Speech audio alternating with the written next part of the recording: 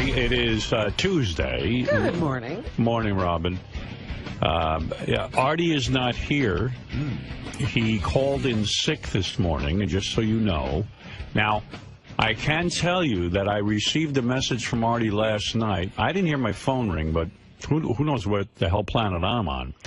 Artie called me from Dancing with the Stars. He was watching it. He says, you have got to be the greatest PR machine for Dancing with the Stars. After that interview today... He watched it? I had to watch it to see if that chick was hot. If that chick was so hot, the one that Kevin Connolly from Entourage is there. Right.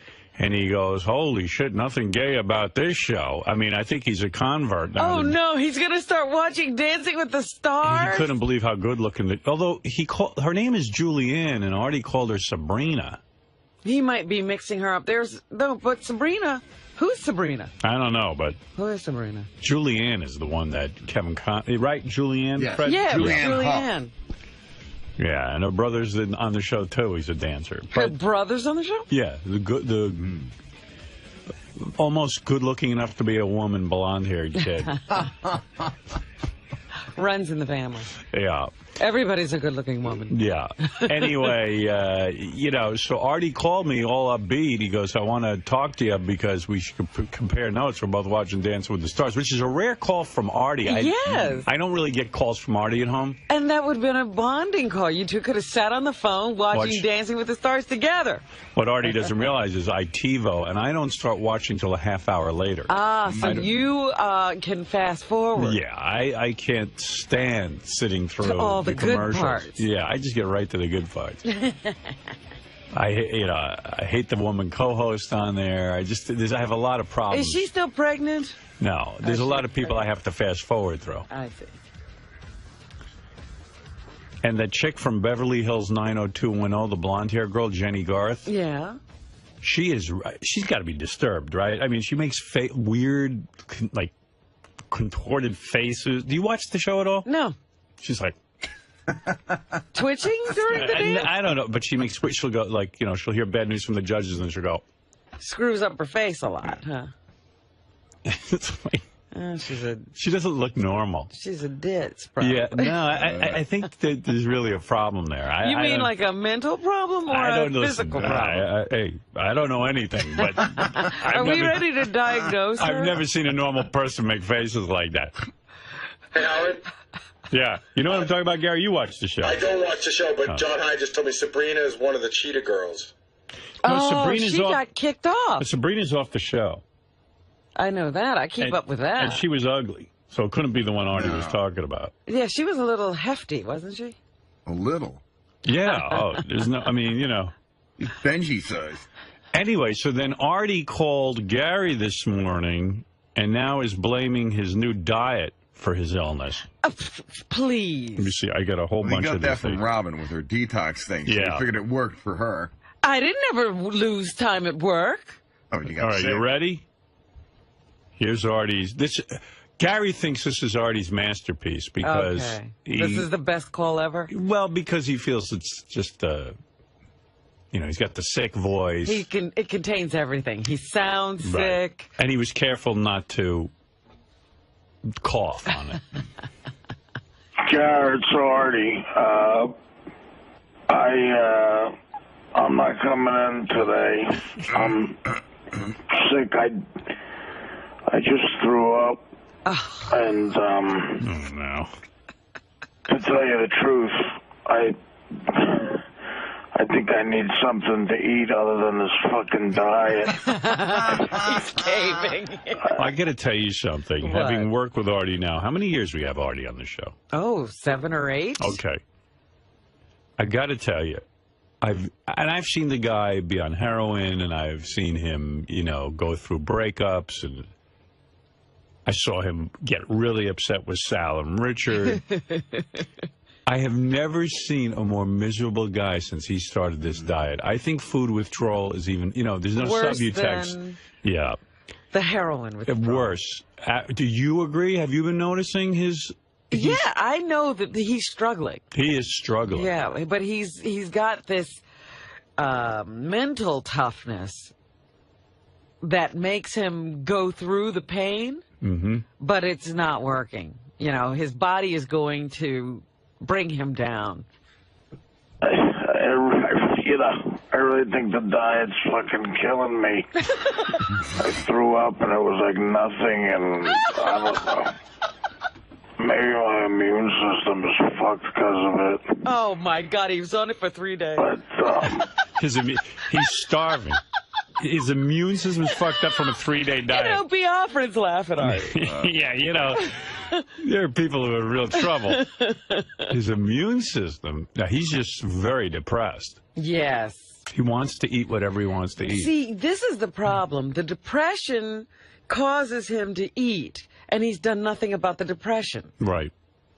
Right. He's having high C and Coca-Cola withdrawal. Yeah. Anyway, I have a fever and I'm fucked here, so I'm not coming in today. Then just go back to eating. Eat your 50 cupcakes. How much have you lost anyway? Have you noticed any loss of weight? No. I like also that here's a guy eating 50 cupcakes a day. That didn't make him sick. No. That didn't affect his immune system. He was as healthy as a bull. He got off of that, and now his immune system That's shot. right. His immune system is shot in 3 days. I love that guy. And it makes perfect sense to him. You know, I could do like 4 hours a day just like analyzing Artie. Just talking to Artie about Artie problems. Look, I was laughing so hard. See, I didn't want to say it. I hope he's sleeping. Yeah, there's no such thing as a replay. He's asleep. But I was in the car with him and his mother. It was the funniest dynamic. What's going on for real? Finally tell me, because I know this. You see, Artie doesn't know it all stems from, you know, his early life. He's like a 9-year-old. Oh, he is. And so his mother gets in the car, or, you know, she's at the restaurant, she's being light, just having general conversation, and she doesn't say anything about the day, right? This was the day he had the blow up with Sal and threw the thing. Finally, he goes, Mom, did anybody tell you about the show today? And she says, oh, Artie, I heard your uncle called me, so I had to turn it on. Why'd you have to do that? Oh, Ma. He's in love with that mother. And this went on. It was like an Italian movie. Oh, Ma. And Artie, they should never have spoken to you like that. But Ma was out of line. And he was beating himself up, and his mom was propping him up. If you ever want to rent a movie, it's called Marty. Yeah. And I've always said Artie should replay Marty, because Artie's real life is Marty. Oh. But you don't, you know, Jesus Christ. Oh, it was just... yeah, he's way tied in with that mom and the sister. Oh, Mom. Yeah. And then when the sister, did you hear? You know, he had to make sure they all knew.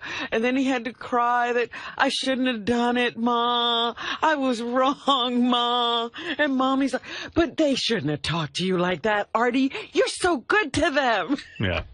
Ay vey. See, he needs you to observe him.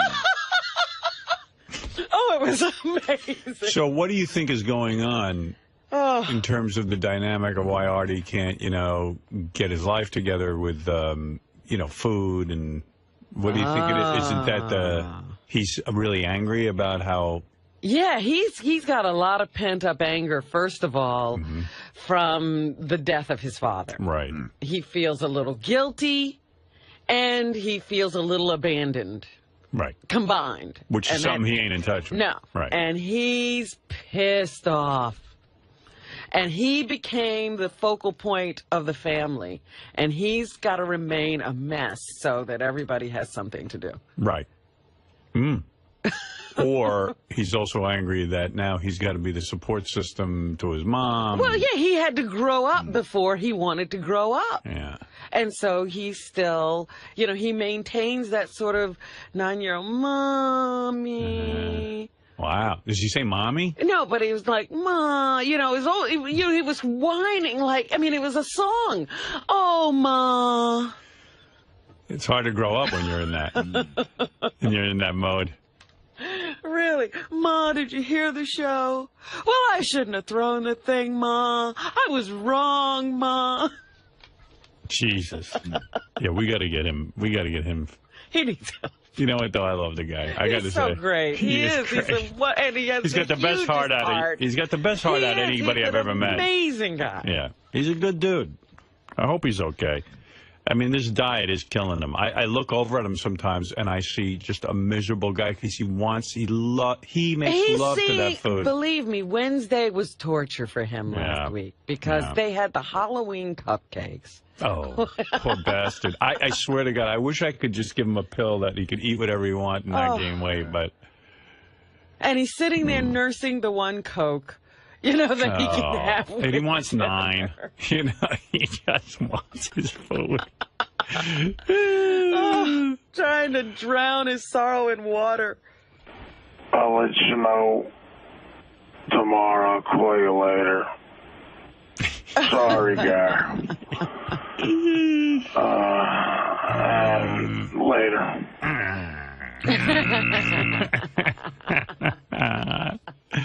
That's my boy.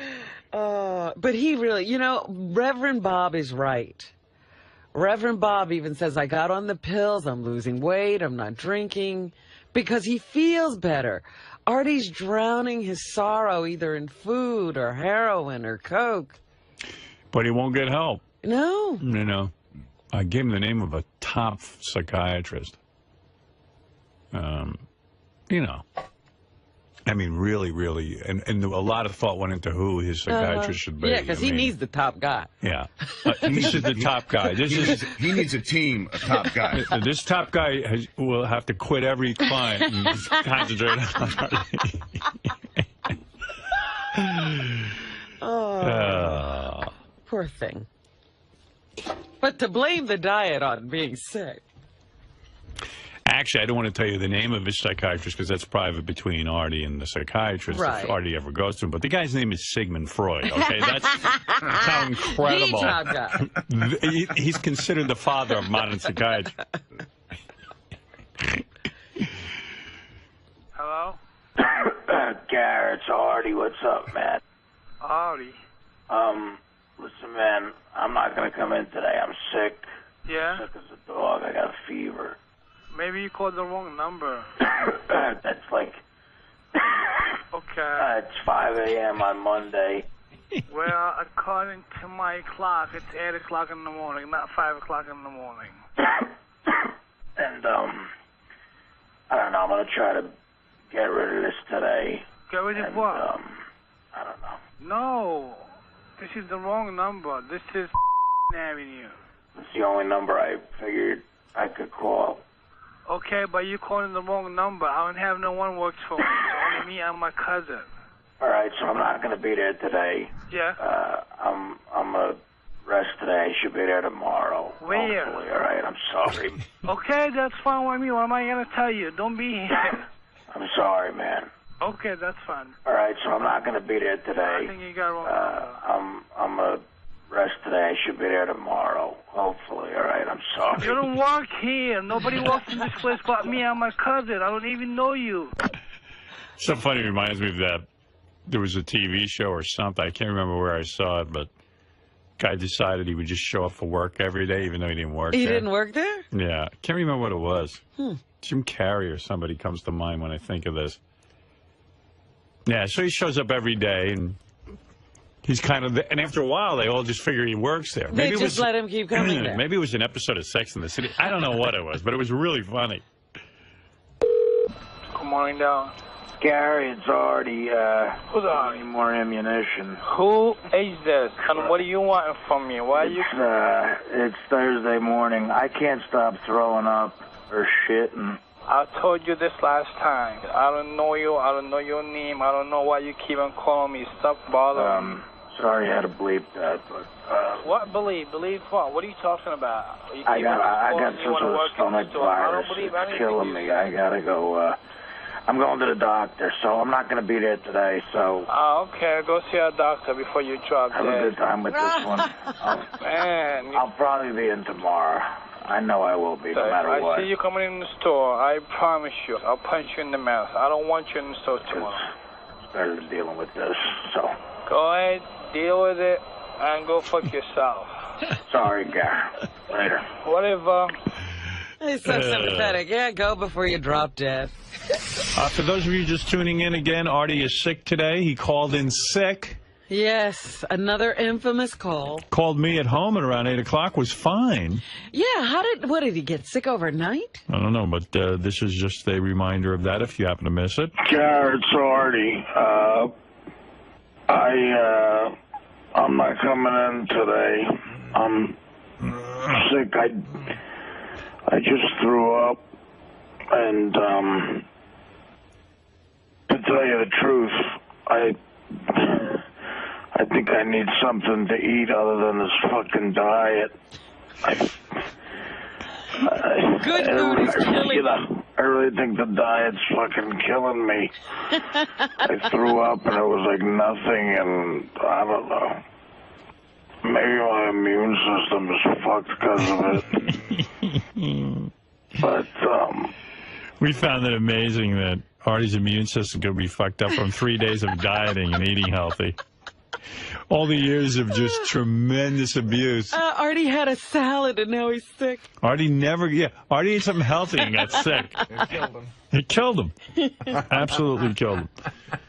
But we'll hope that Artie will be back tomorrow. He continues on. Can you imagine? But when the last time he called in sick, we told him the next time, like as if he has a cold, he coughs. But when he says he has diarrhea or is vomiting, he should actually throw up. Yeah. But because of his diet, he has nothing in it. I have a fever and I'm fucked here, so I'm not coming in today. I'll let you know tomorrow. I'll call you later. Sorry, guy. He called me at 8 o'clock. This is suspicious, Howard. Because he was watching Dancing with the Stars to see how hot that dude's girlfriend was. And he called me to discuss it, and he was fine. That's why it's suspicious. When did he get overtaken by this illness? I don't know. It doesn't sound right. No. I mean, but look, give him the benefit of the doubt. It doesn't sound right that you're getting calls from Nick Manning and not doing them. Right. Sounds and wrong not there. what? And not doing them. Right. Oh, please. We got to get in Steve Langford. Stevie, get in here and do your thing. Steve Langford from the Howard 100 News. Steve? Just some of the stories we're working on in the Howard 100 newsroom. Breaking news. Yes. Artie Lange. Uh-oh. His alleged diet. Is it the cause of him being sick today? Howard 100 News obtaining this picture of Artie Lange yesterday at the corner of Houston and Varick Streets, downtown, armed with a big bag of McDonald's and a drink. Oh, my God. I'm sure that's a salad. So if he's claiming... He had an audition yesterday, so that's probably where he was getting that food. So he's claiming he's sick from his diet, but he's sitting there sipping a 32-ounce drink and a big bag of food. See, we're just asking. Wow. Now, could that be a scene? How do you know that was taken yesterday? Confirmation. Yeah. Sources. Okay. No, wait, can I see that picture again? Yes, of course. A little closer. wearing Only reason I yesterday? want to see his shave. His shaving was really unusual yesterday. It was like super... It was super tight, close. Yeah, that was yesterday. He was wearing that Ohio State shirt. Yeah, that's Teddy true. verifies it, his assistant. He So does verifies Teddy... that Artie did, in fact, at McDonald's yesterday. So what kind of diet is he on? What diet is he lying about causing him illness? Right, sorry. Teddy verifies that he was at that corner wearing that outfit. Not that he didn't see him have McDonald's. I hear Sal getting mad again. It's in his hands. Maybe he had a McDonald's salad, but I doubt it. No. Well, still, the 32-ounce drink. You don't go to McDonald's for salad. Hello, Gary. I'm sick from this diet. You probably had 4 Angus burgers. Who's he kidding? Oh, my goodness. And here we're listening to him every day when he tells us he's being so good and he's only getting the Frankie and Johnny's restaurant to send him a meal. Yeah. of fish and vegetables. There's the picture. The guy's a half vegan. Unbelievable. Amazing. I mean, Jared, it's Artie. I feel so betrayed. I'm not coming in today. I'm sick. I just threw up, and to tell you the truth, I think I need something to eat other than this fucking diet. No. Why not? So how many adults always throwing up? Why is everyone throwing up? I haven't thrown up all the time. I haven't thrown up since I'm like 7. Well, that's why I resented it when you said Artie's so healthy. Artie's always throwing up. I really think the diet's fucking killing me. No. I threw up and it was like... I was eating McDonald's yesterday. Right. It was a relapse of McDonald's that's killing you. What do you make of this, John? Maybe for him, it is a diet. I mean, he's eating less than he was before. Maybe he didn't get, supersized. Because honestly, like Artie, like Robin even said, does Artie look any thinner to you? I mean, like he's already been doing this a week or so. And with the rate he was eating, he should have fallen off. Right. Yeah, something should have been lost. Yeah. When you went to dinner with him, was he like watching what he ate? Yeah. Yeah. He had a salad and I forget what his entree was, but it was probably chicken or something. No side dishes, nothing? No. He was stopping somewhere on the way home. One Coke and no dessert. Right. Nothing, and I don't know. Maybe my immune system is fucked because of it. Because of his diet. But I told you he made me wait downstairs for about 5 or 10 minutes. Probably eating. He could have been throwing away the McDonald's. He's tanking up.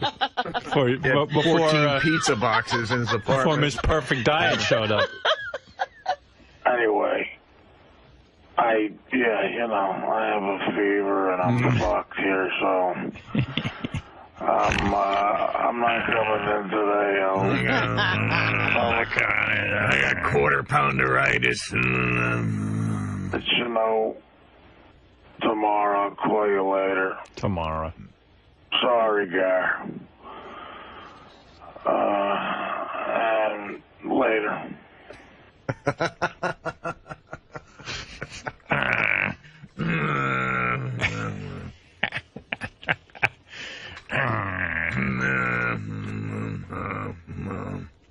Later. Sounds like a motorboat.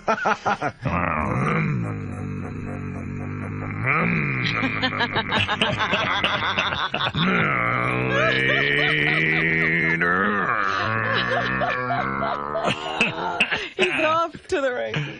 I'm puking. I don't feel well.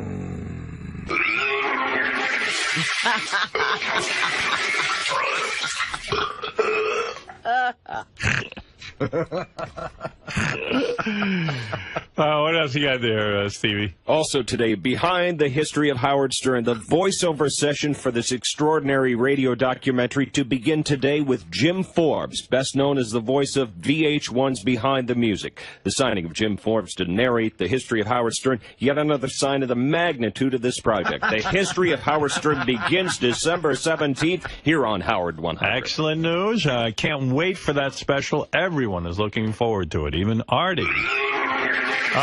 There he goes again. That's actually tape of Richard Christie throwing up. That's real. Oh. Unbelievable. But, well, what the hell? That's some message. Steve, in the age of photo doctoring and Photoshop, and really it calls into question the legitimacy of digital photography. Until you have sources. Right. First of all, the guy who was down there. Secondly, somebody, well, we don't like to break sources, but somebody who's there. 2 people who were there. So you have eyewitnesses. Yes, absolutely. This is for real. Yes. This is the real deal. Yeah. Otherwise, I'm not going in there unless I'm sure. Now, what was inside that bag? Are we talking we don't know. the double cheeseburger meal? What's going on? Who knows? Could it be a salad? Well, a lot of people believe that's impossible. Could this be a diet drink? Again. You'd like to say yes, but logic tells you no. Yeah, I mean, when you're on a diet, you don't necessarily think of McDonald's as the first place you're going to go, but who knows? Hey, Steve, way to go, man. You are the man. You ended a lot speculation about whether he was out due to his diet or... Well, listen, this is sickness. thanks to a tipster on the Howard 100 News tip line, so thank you to that tipster. You keep the stories coming, Steve. Penny. Thank you, buddy. We love your work. Great to talk to you, Penny. Mr. 𝗏𝗏𝗏. That picture was apparently taken on Houston and Varick. I know exactly the area.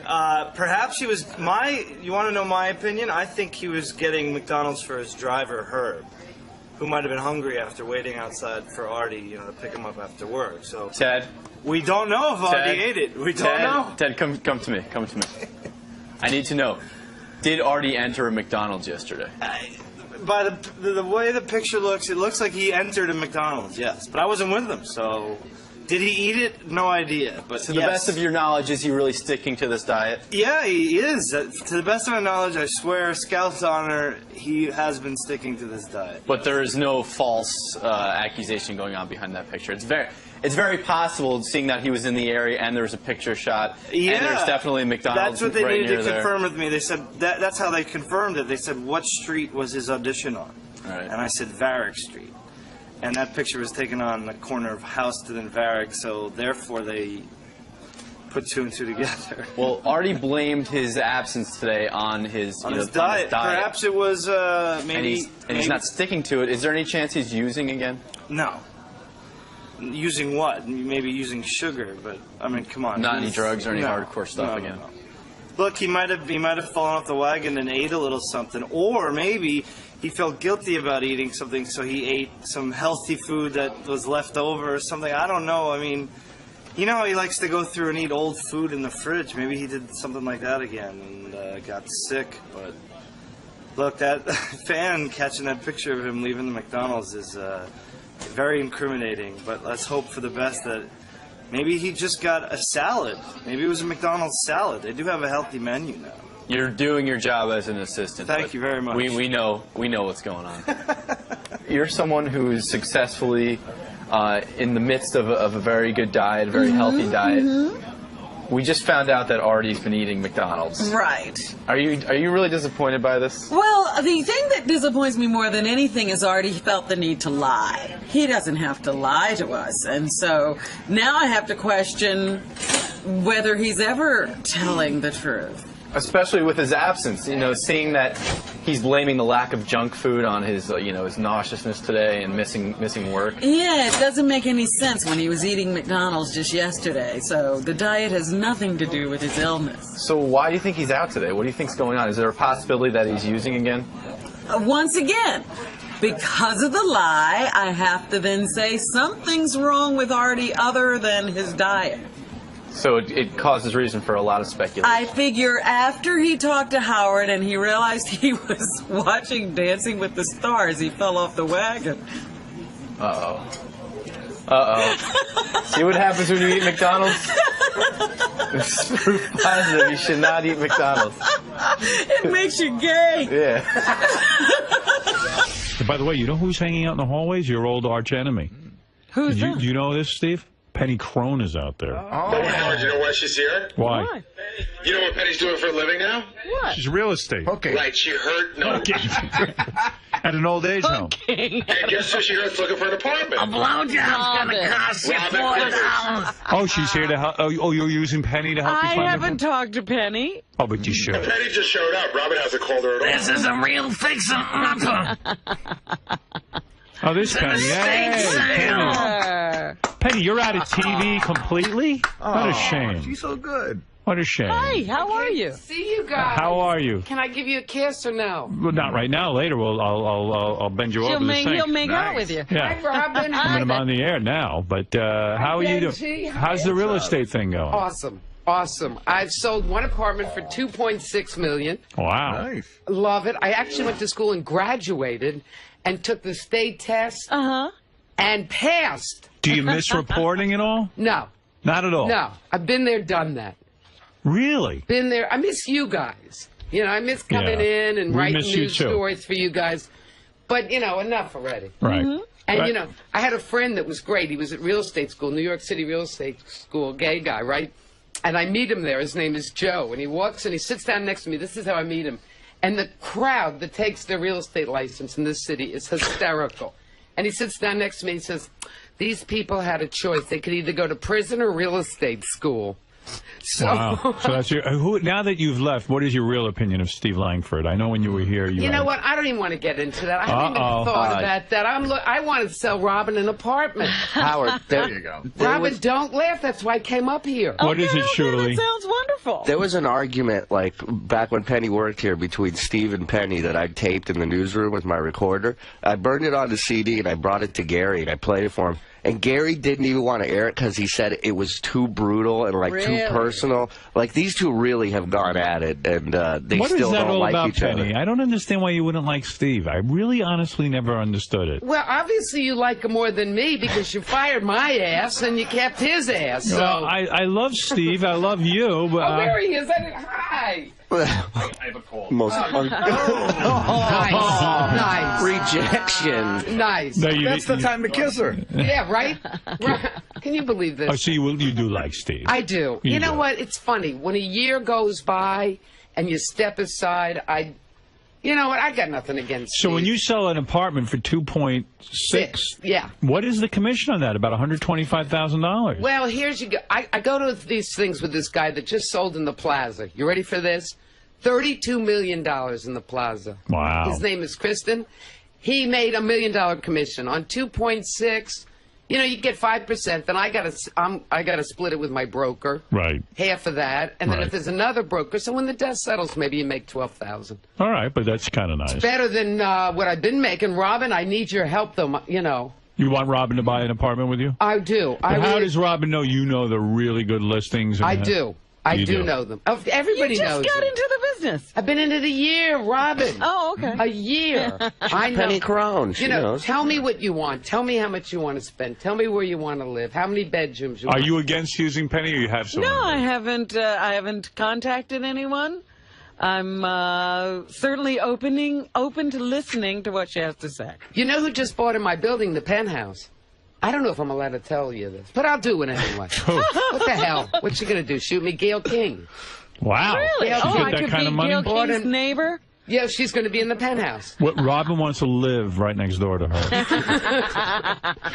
Hey, Howard, one time a fan sent in Steve Langford a trophy for Best Reporter, and it made Penny so nuts that she wanted to break it. Remember, she came in here and broke it on your show? Those days. And I talked to her like 3 weeks ago, and I asked her about Steve. This was her quote. She said that the people who fired her from Fox, she doesn't hate as much as she hates Steve. And this was 3 weeks ago. Why are you digging this up?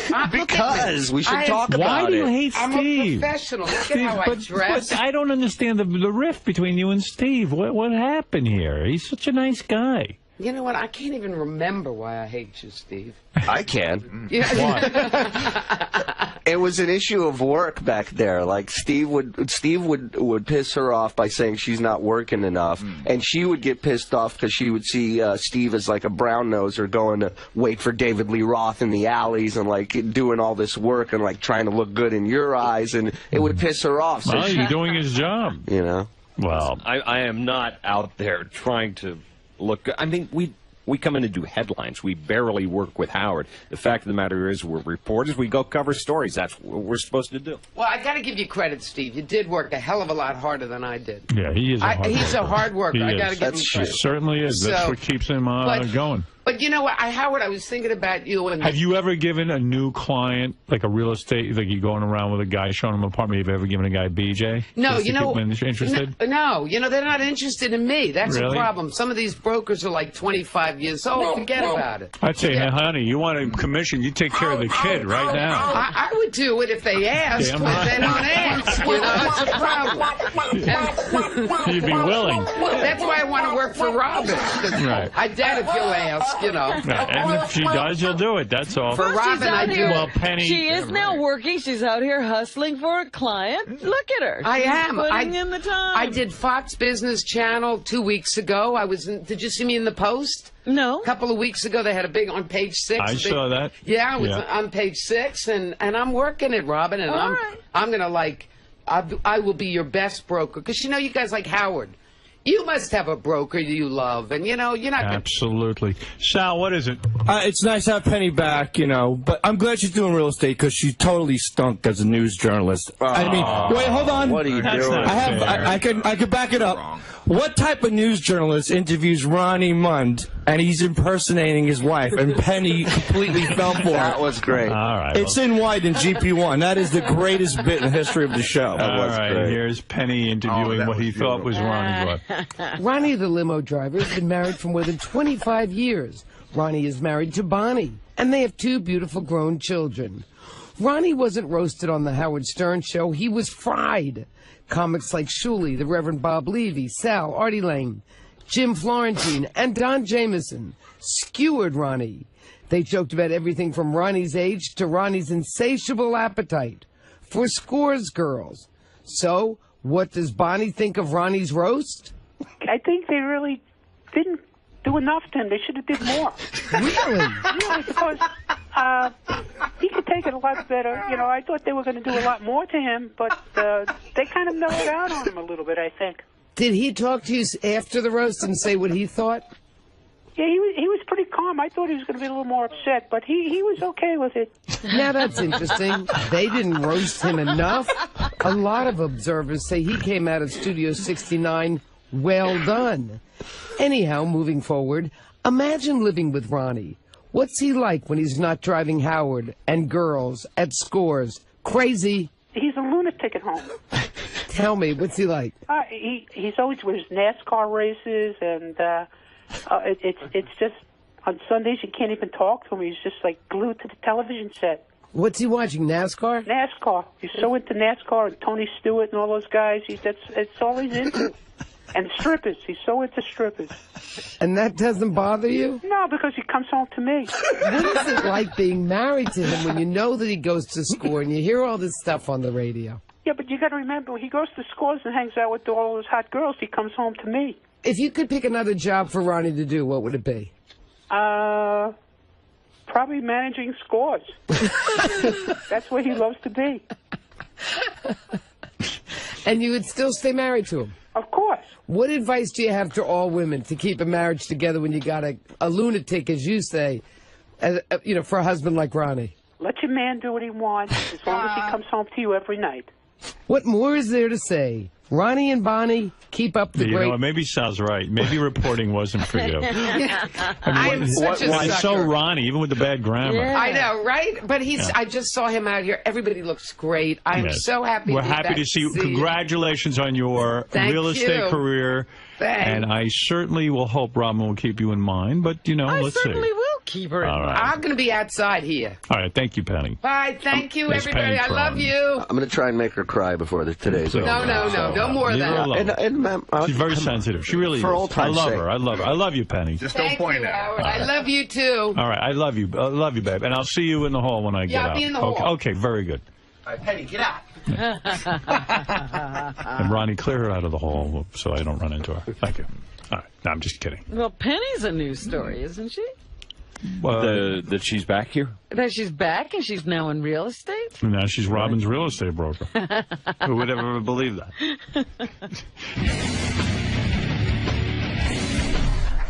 Penny, you had your shot. I did. No, you had your shot to really give it to Langford, and you didn't. You sort of. No, you know what? I just want. She's matured. I have matured, right? Yes, she's. You've had lunch with me a couple of times in the last week, and once she finished cursing him out for the first half hour of lunch, we started eating, and it's clearly behind her now. I'm not mad at him. No, I could see that because you would have gone after him if you were. I've matured. I've got to give you my address, and you've got to give me your number. Your email. You know what? I'll email you and give you all this information. Yeah, well, I'll have to be up here next month, and she'll weigh 30 pounds. Will you promise? I promise to do that. We should have lunch at least. You look. I would love to. You look phenomenal. Absolutely, it's so good. And you know what? Julie, Tim, and Howard never told me you lost weight. I can't believe. Because we're not allowed to talk to you. They don't sing my praises. Do you feel better? They don't talk about me when I'm not around. Your face, everything. Thank God. Wait a minute. I'm doing you a favor. Getting her to answer. That's what I mean. Yeah. Thank God you don't talk to me. Do you feel better? I feel great. Don't you feel like it's different when you go out in the street? I feel great. Did you buy new clothes? Please, otherwise I'd be naked. Oh, Robin, you look. I am because everybody kept saying. All right, Penny, stop with the hard Shut the fuck up.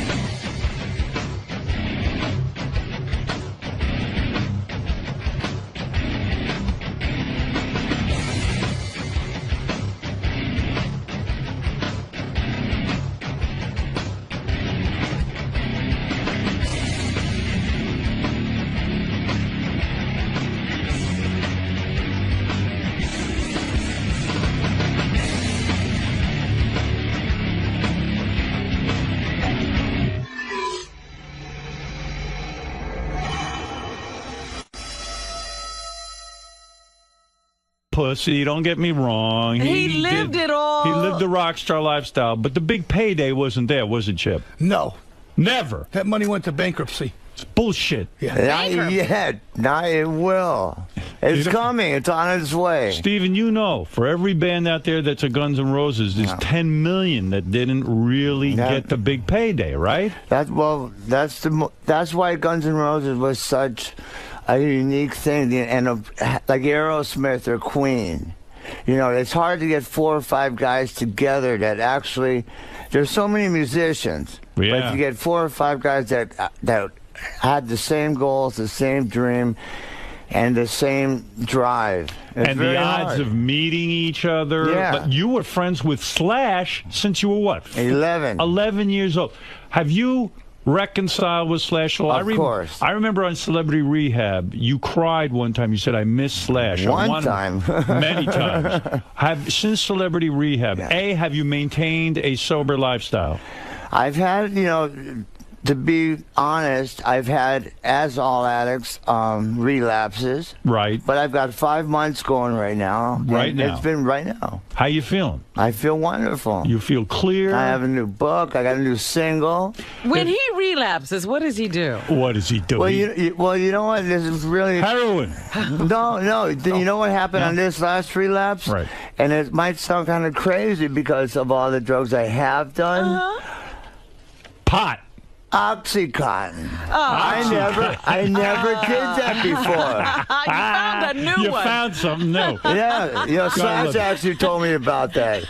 Now, they call that hillbilly heroin. So why try it, though? You knew. It was one of those, Chip, this won't hurt. Chip, we see this. We see this all the time. 3 weeks later, I'm back in rehab. Chip, we see this all the time. The rock and roll lifestyle, the drugs. It's too much, right? You smoke weed a lot, right? Tons. Now, when you're around Steven, you're recording with your new band. Do you try to curtail your weed smoking around him at all? No, I'm not bothering him when it comes to that. That doesn't bother me. It's a small part of my lifestyle. Nothing bothers me with other people. I mean, I wouldn't particularly want to watch people shooting up or smoking crack, because it's an ugly thing to see to begin with. It's tempting. Well, yeah. Yeah, but Chip, I'm an addict, and I'll always be one. But Chip smokes so much weed. I know that he's like a cloud of smoke around. I'd rather him smoke weed than cigarettes. Linus, Right. Okay. The dirty blanket. All right, so let's get down to it. The new book is out. Steven Adler has written a book, believe it or not. That's right. They said he'd never write it, but he did. I did with 𝗦𝗵cie𝘄𝗿𝗍. And the book is called My Appetite for Destruction. It's got the Guns N' Roses logo on the cover, and it is in stores now. And it is an incredible life. It is an incredible life. Well, it's been very emotionally and spiritually healing for me doing this. The thing that kills me, and this is what kills me, because I love musicians and I love rock and roll and I love Guns N' Roses. Yes. You know, the odds, let's get back to it. The odds of making it in this business are a gazillion to one. And then for you guys not to be together, for you to destroy it with the drugs and everything, it kills me. Because Chip knows how rough it is. And I do, too. Yeah, you know how many guys that you played with, and they were all around at the same time, and none of them made it. Yeah, none of them's doing anything. Yeah. And let's review. Let's review. Yeah. This is all from the book now. Steven started smoking weed at age 11. Good Lord. Where'd you get weed at 11? From Chip. Believe me, kids out there at 11 years old are smoking weed. Really? Right. There's a lot of masturbation, a lot of drinking, and a lot of smoking going on at the age of 11. Now, Steven, is everything in the book true? What happened to the age of innocence? I remember from Celebrity Rehab when it was very dramatic. Your mother came into a session. And she says, oh, Steven lies about everything. Steven's lying about everything he says. I was a great mother. Steven's full of shit, basically. And it set you off. You just were like, what the fuck are you talking about? Where's your relationship with your mother? And is she telling the truth that you are exaggerating? There's some exaggeration because once at the period that my mom came into my life again there with on the Celebrity Rehab thing, right? I was coming off of the drugs, so I was very cloudy, and things weren't. But cloudy schmouty. But cloudy schmouty. I didn't lie. She definitely did those things, and it hurt me very much. I mean, the things you said about your mother on Celebrity Rehab, I felt for you. I ached for you because you said, I was thrown out of my own home. My mother remarried. I guess your stepfather or something didn't want you in the house. She stuck up for the stepfather, threw you out on the street at age 14. 11. At age 11, you were thrown out of your chip. Can you imagine? My mother would never do that. But at the time, you don't think you think that's the worst thing happening. But now, 30 years later, if she didn't, I would have never met Slash. Is she saying you're all this wouldn't have happened? Well, that's true. But then again, the last 20 years wouldn't have sucked either. You mean you met Slash? But I didn't make him suck. I made it suck. You met Slash because when you were thrown out of the house, was he in a similar situation? He was living on the street kind of thing? No. I went to live with my grandmother. Right. And he was living with his grandmother. Right. And we just met at school. And you were kindred spirits because you both didn't have your parents. Yeah. You ached for your parents. And we had a desire to do music, play music. Why was he living with his grandparents? What had his parents done?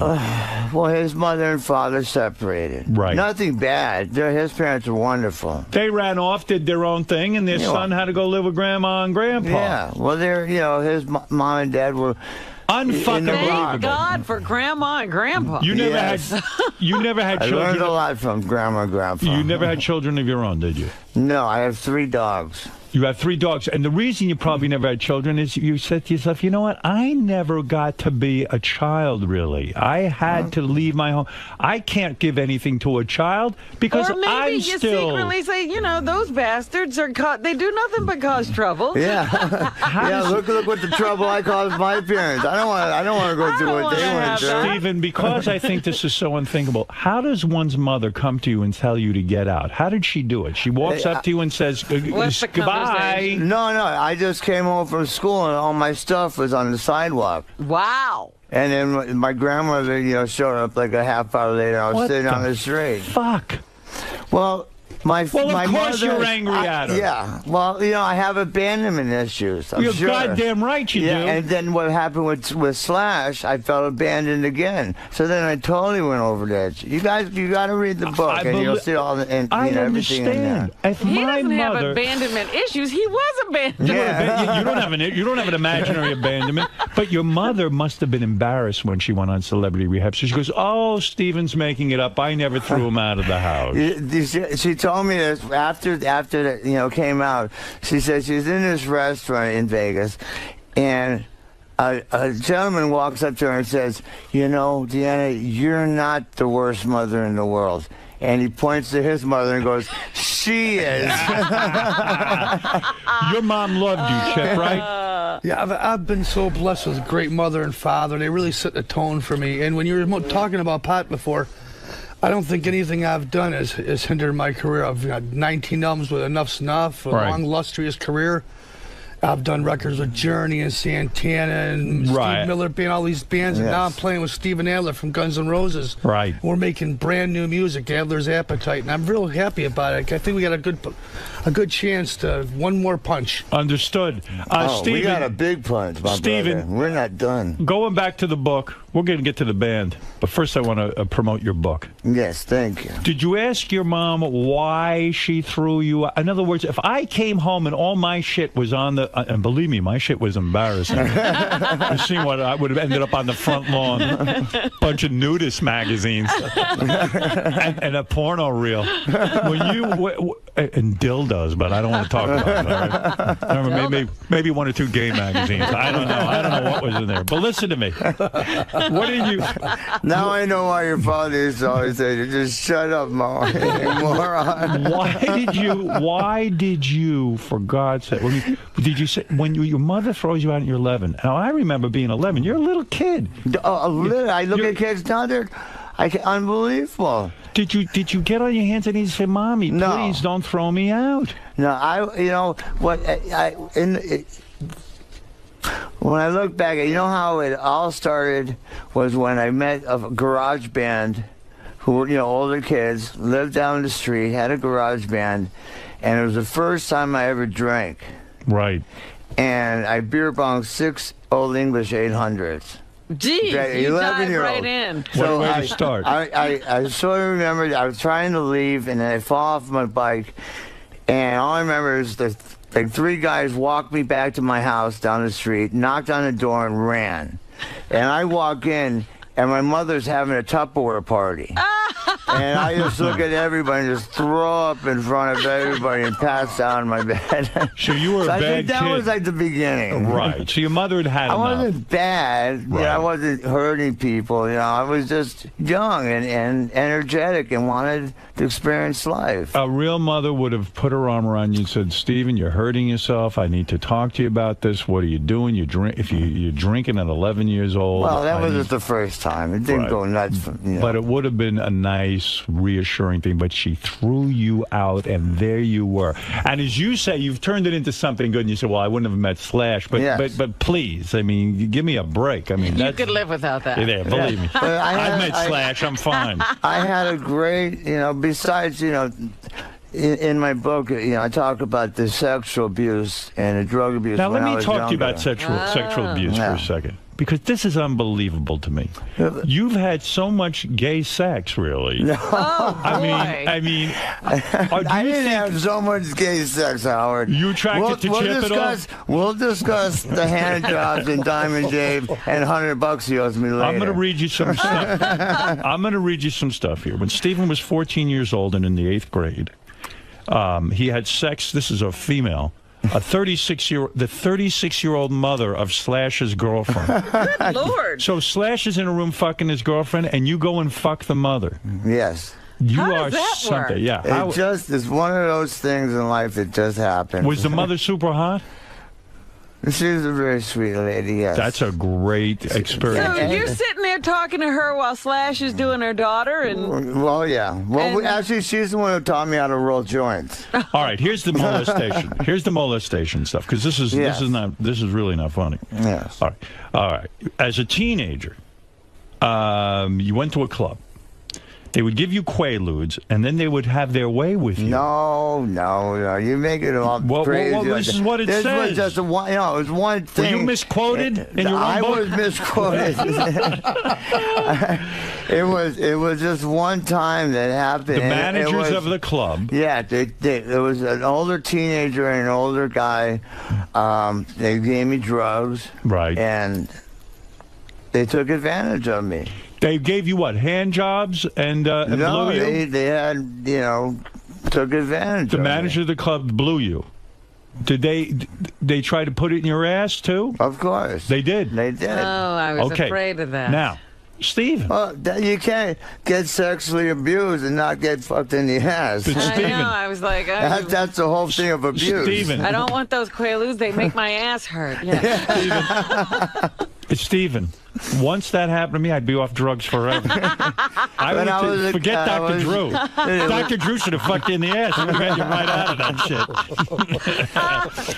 All right, here you go. No disrespect to Dr. Drew. I love People him. would pull up beside you in their cars, and this is when your life was in drugs and stuff, and ask if I wanted to smoke a joint. I'd be like, sure. The next thing you know, you're completely baked, and they're touching you all over, and you don't know what the fuck is going on. All you know is that an orgasm feels good.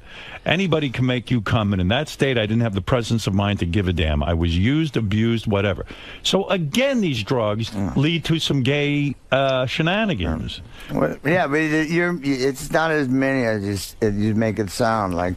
But this was the late 70s. Yeah. Hollywood. I grew up off Santa Monica Boulevard in Fairfax. I have a gay cousin. Just walk into Slash's house, there was all the gay bars and stuff like that, and I was a cute young teenage boy. You were a handsome kid. Yeah, I mean, at age 14, Stephen was raped by the guys who invited them to an apartment to get high. Jeez, that was the same thing. And they hurt you badly. That was the same people in the club. Same people in the club. Yeah, that was the same night. Did you learn not to hang out with those people? That only happened to one night. It was the club it was a Starwood. It's awful. Yeah. And it was off Crescent Heights in Santa Monica. It was actually the first club I saw 𝗦𝗵cie𝘄𝗿𝗍 play with the band London. Well, let me tell you something. I learned how to play drums from hanging at the club and watching all the bands, do sound check and perform. It was just one bad night. But one bad night is all it takes to last a lifetime. Sure.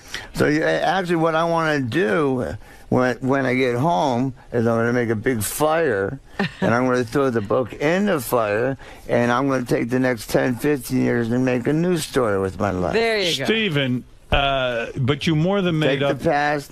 These few gay experiences, as you say, were behind you because you made up with it with women through the roof. But do you think that was an overcompensation? No. No. Yeah. That was a dream come true.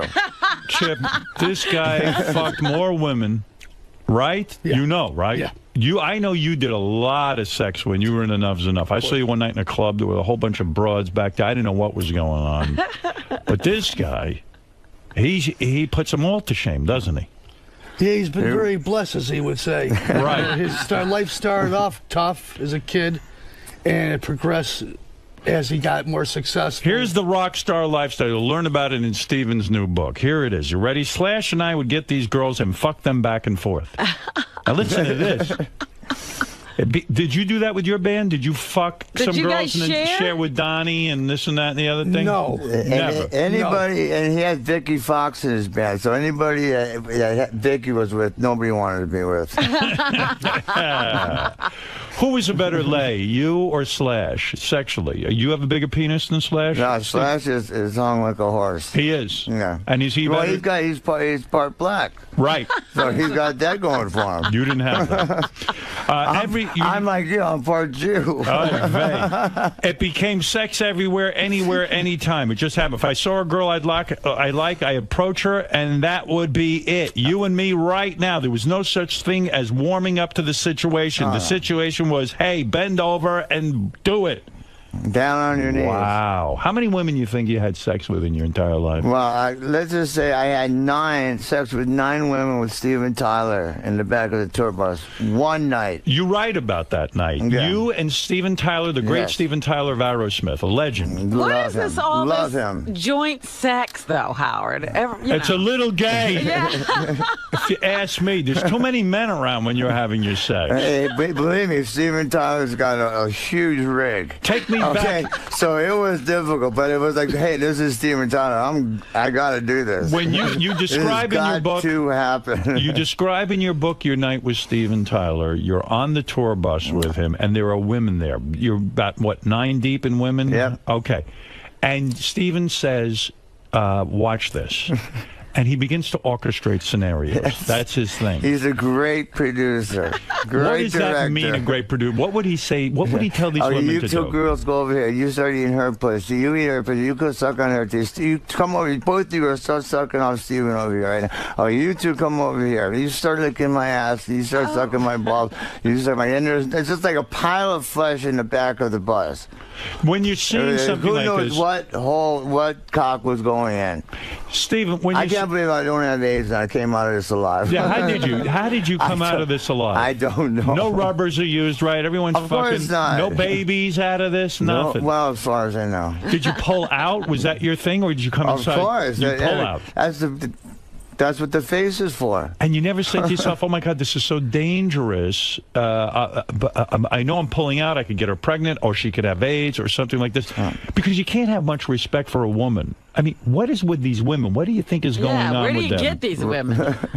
Robin, you're a woman. You explain this. I can't explain this. You can't explain this? Steven, do you become numb to sex and love and all of that kind of thing? Well, drugs and alcohol, it numbs everything. And when you're young, you could drink and do drugs and still fuck. You could still get a hard on. But once you get like our age, you can't drink like that. You can't do drugs and still get a hard on. And it's like, Speak for yourself. You're not doing what they were doing. I'm high. Well, now that I'm not doing the drugs. I'm high right now and I have a boner the size of this room. All right, listen to me. So when you're in the bus with Steven... Bullshit. When you're in the bus with Steven Tyler and all of this is going on, is there ever a time, now this might sound crazy to you guys, but is there ever a time you feel bad for the women? Do you ever say to yourself, Jesus Christ, what are they doing with their lives, these broads? No. Never? Never. It's rock and roll. It's rock and roll. There's never This is a dream come true. I would have girls suck on my cock while I'd be watching Family Guy, and I wouldn't even have a heart on it. It was just for the fact that they would do it. Wow. You know, oh, all right, go ahead. But did you ever, I mean, was there ever love? Yeah, I had my first wife I love, my second wife I love and adore. Mm-hmm. When you're involved in a scene like that, Wendy. When you're involved in a scene, there's so many bodies on top of bodies. By accident, do you and Steven Tyler start making out and then go, oh, shit? Do you ever touch each other? I felt his rig. Oh. You did? You squeezed his rig? Not outside the pants. Right. Because it started off with, he started telling girls what to do, and then I was sitting there going, here, come on, suck on his cock. It's no big deal, here. And you're shaking his cock. Yeah, but I mean, he has pants on. You know, I'm going, here, just suck on his cock. Well, I learned a lot from Tyler. He's a very, very amazing man. Listen to this. Steven and Izzy Stradlin would get blowjobs together. Steven writes, she sucked one of us off while she jacked off the other, and then she would alternate. She swallowed Izzy's load at the moment I came, and I shot all over her face. Of course. That was many a night. Wild, huh? Many a night. That's the rock and roll dream. Do you miss that the most? No. I'm just glad I got to experience it and come out of it alive. Is it? But like now, it all seems like a dream, doesn't it? I mean, yeah, of course. It wouldn't be bad if you and Chip were there and Robin all of a sudden took her clothes off and started sucking you guys off like the old days. Yeah. Robin, yes. She'll never do the Fox. Robin the Fox. Oh, I've been thinking about Robin for the last year since I was there last. Really? Steven writes. Stop that. Steven writes, Duff and I would have contests to see who could get the most blowjobs in a single day, and I won every time. Why did you win? Because Are you the cutest? I worked harder at it. I cared more. Stephen writes, it was for the band. I was going to do it for the band, and we were going to win. You're proud of that you got more blowjobs than them. Well, what teenage boy, young man in his 20s, wouldn't be proud of that. After a while, don't the blowjobs all blend into one another? That's what I was saying. I would have them suck on my cock. It wouldn't even be hard. What are the most? Just for the fact that they would do it. What were the most blowjobs in one day? 15. 15 blowjobs, and sometimes you wouldn't even come. I wouldn't even come. You could come like maybe when you're that age, in 20, you come maybe 5, 6 times. I got to tell you something. Sometimes if I'm getting a blowjob and I'm with a woman and it's lasting more than 2 minutes, I feel bad that I'm not coming. And I would think you would have some remorse. Would say, Chip, you too, right? Chip's shaking his head. He absolutely. But Stephen would say she sucks all day. He doesn't care. Yeah, it's like a thimble. He's watching cartoons. He doesn't care. I mean, Stephen, at some point you look down and go, "All right, honey, 20 minutes of sucking. It's enough. It's enough. No. But when you're in your 20s, go ahead. Do you think that that's a coldness in a sense because you were thrown out of your house, because you didn't have your mother's love? Do you think in a way you were getting back at all women? I'm pretty sure all of it has to, do with that. Everything has to do with how you grew up and what the experiences you had in your growing, strengthening years. You had so many women that at one point you write, Slash and you would have orgies with 5 chicks at a time. And if you didn't like the way one of the chicks looked, if she was a little subpar, you'd send her over to your road crew. Right? Of course. Where the girls, you would cripple a girl for life. You got to take care of the road crew. You got to take care of them. So in other words, if there are 5 girls, one's real fat and gross, you'd say, hey, honey, you leave. And they would, that must have crushed the girl's spirit, true?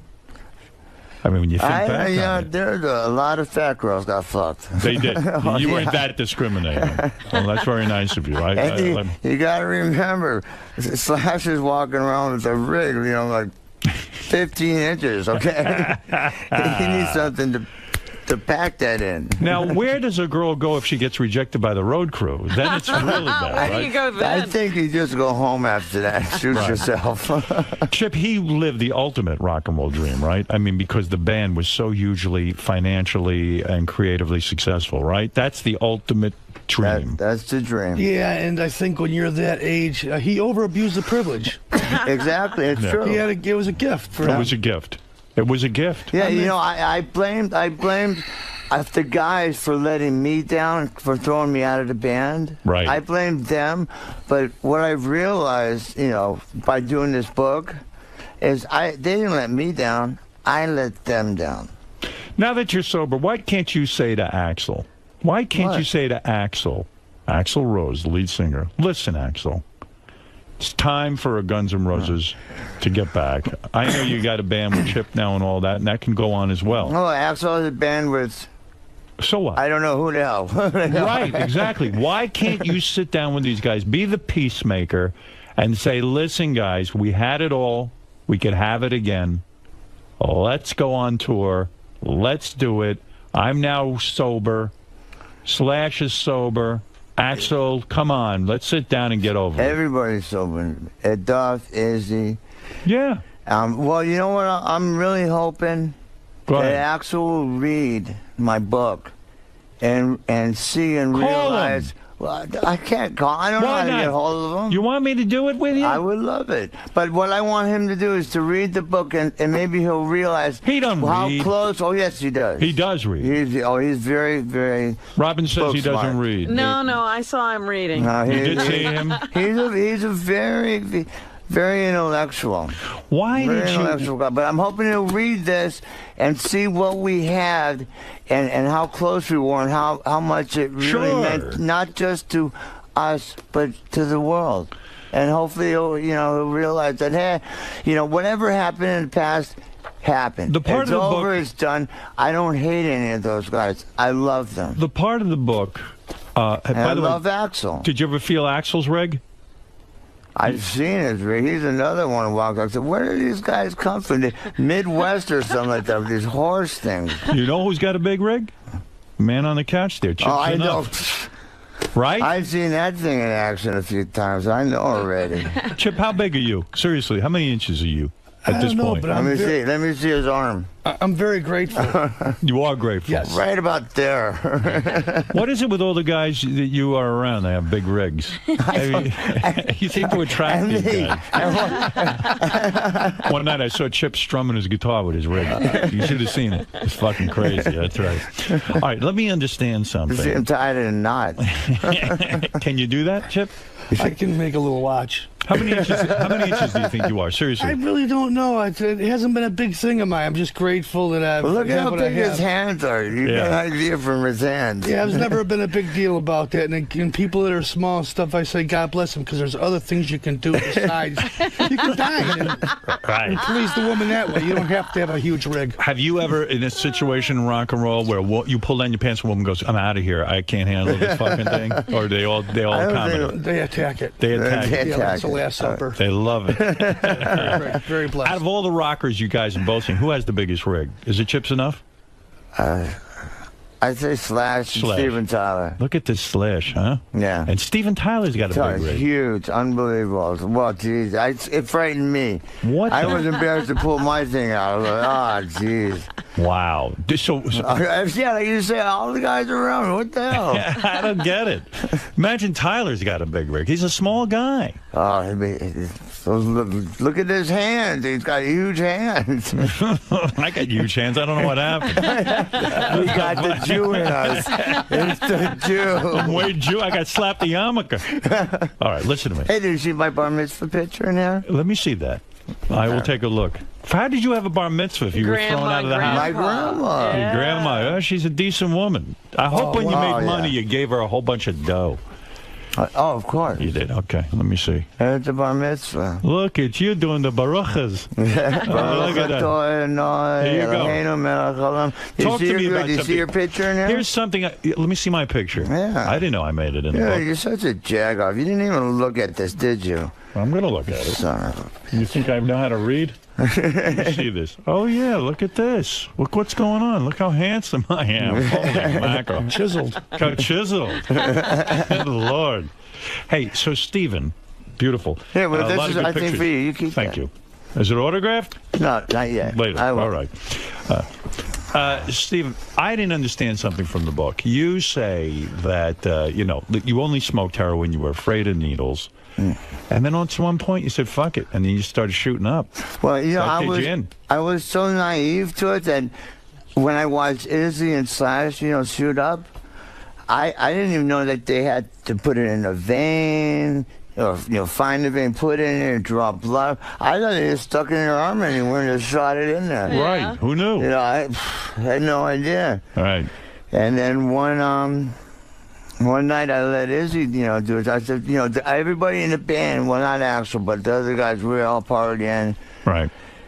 And I want to be a part of the band. I want to, they were all in one room partying, and I was in a room by myself. And I was like, I want to, be a part of it. So I did what, try with the band. You were left out of that room because you weren't shooting up. Yeah. And so you felt, in a way, it's such weird peer pressure. Abandonment, oh my God. Another abandonment. You wanted to be part of the group. I'm learning so much. Exactly. Wow, I didn't even realize that. So just now, God damn it. Hey, by the way, I'm looking at the pictures here. Look at this picture. This is a picture of Steven Tyler's cock. It's huge. I can't believe it. Well, the book is called, let me tell you what's going on. Stephen Adler's book, My Appetite for Destruction, is in stores now. He is now an author. Yes. Yes, just like yourself. I want to be a prize-winning author like you. Band-wise, I'm excited you're with Chips Enough. Yes. I love Chip very much. I love my Chippy. And the new... My Chippy Poo. Chippy with the big cock. The new band is called Adler's Appetite. Yes, sir. Everything is appetite. The book is appetite. Well, appetite, it just worked for me. It says it all. It's a very powerful word. And what is it? You got an album? I got it. Well, we got a single that I'm hoping that you'll debut for us. All today. right, I'll play a little bit of the single. No, the whole thing. Whole fucking thing. The whole fucking 2.5 minutes. Okay. What is this song? You wrote this song? Yeah, the whole band wrote this song. Who sings? We got Ricky the Rig Stitch singing. Yes. Another Rig. Right. See, all around me, the Rigs. Right. Jesus. Go ahead. We got Alex, the Prince 𝗛𝗄𝗿𝗍 on guitar. Right. Yes. Michael, Mr. T. Thomas. Right. On lead guitar. And Tips Enough, of course, on bass. Right. My rhythm brother. Right. And the Snaggletooth Jagoff myself. Right. On drums. Look at that. So you got the whole new band, and you guys will be out playing and all of that. Yes. Someone once told me, for drummers, it's a weird gig sometimes. That sometimes a drummer will go to a club, get paid to play the drums to the album, like you, in your case, a Guns N' Roses album. Well, I played with the DJ a few times, not to the Guns N' Roses record, but to, other people's, songs. So you can It show was a lot up, of fun. and people will watch you play the drum. Because I know Tommy Lee does that as well. Yeah, I did the same thing. And the Charles Barkley? Travis Barker. Travis Barker, yeah. He does that too? Yeah, really and you still cool. got the big mansion where Chip is now holed up, right? Yeah, oh yeah. Yeah, and so you didn't lose your money after all these drugs and everything. I lost a lot of it for a while, but once I sobered up and got my, life back together, I started getting it back. Nice. Well, once I stopped giving it to the Colombians and the Mexicans, and then I started seeing that my way. I am making money, Good. So I You're got to making money. save some. Good, I like that. I like to hear that too. And you were friends, of course, with the late great Sam Kinison, weren't you? Of course. But you were not a fan of Jessica Hahn for some reason. Why is that? You didn't like when he was dating her? I really don't give a shit. You Either don't give way a shit about her. All right, so I there mean, you nothing go. against her. Actually, I was in rehab with her. Oh, no kidding? No kidding. Well, I didn't know that. Yeah, just remember that. Never Thank did you. her. Never hooked up. Yeah. No, what a shame. I used to hang with Kinison a long time ago, too. Yes, At Kinison's CC's great. house in Mulholland Drive. Poison, right. Yeah, everybody CC. we'd stay there till 4 or 5 in the morning down in CC's basement. They had a Brinks truck full of blow, and we would just jam all night, and it was great.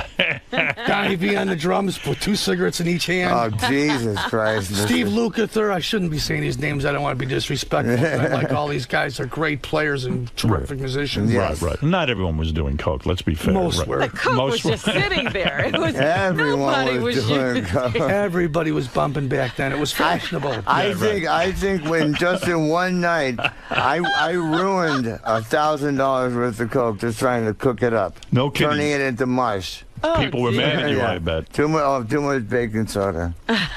Did you guys ever date any Never a famous good women? cook. Did you ever get the famous? I know it's saying in your book you had a little thing with Rachel Hunter. She was a great beauty. Beautiful woman. You had her Very when she sweet was lady. 18, but you never had sex with her, did you? You never had. Oh, you did. You banged her. Look at you. I don't want Rod Stewart calling me up again. He'll. I love Rod Stewart. I respect and love Rod Stewart too much. I Rod don't want called call him? Oh, yeah. Why did Rod call him? Because he was pissed that I mentioned that I made out with his Says he's gonna kill him. future wife. Rod said that I'm going to send him over there to kill you. And I'm calling, dude, I love you so much. I can't believe you're calling me. Wow, you want to kill me? What did you do the wrong thing? Why? Because you were into Rachel Hunter? I mentioned it in an interview. It wasn't while he was seeing her, right? No. But when I mentioned it, he was seeing her. Is that why in the book you say you just made out with her? You don't want to say you fucked her? I don't want to disrespect her. And I don't want to. I look up to Rod too much.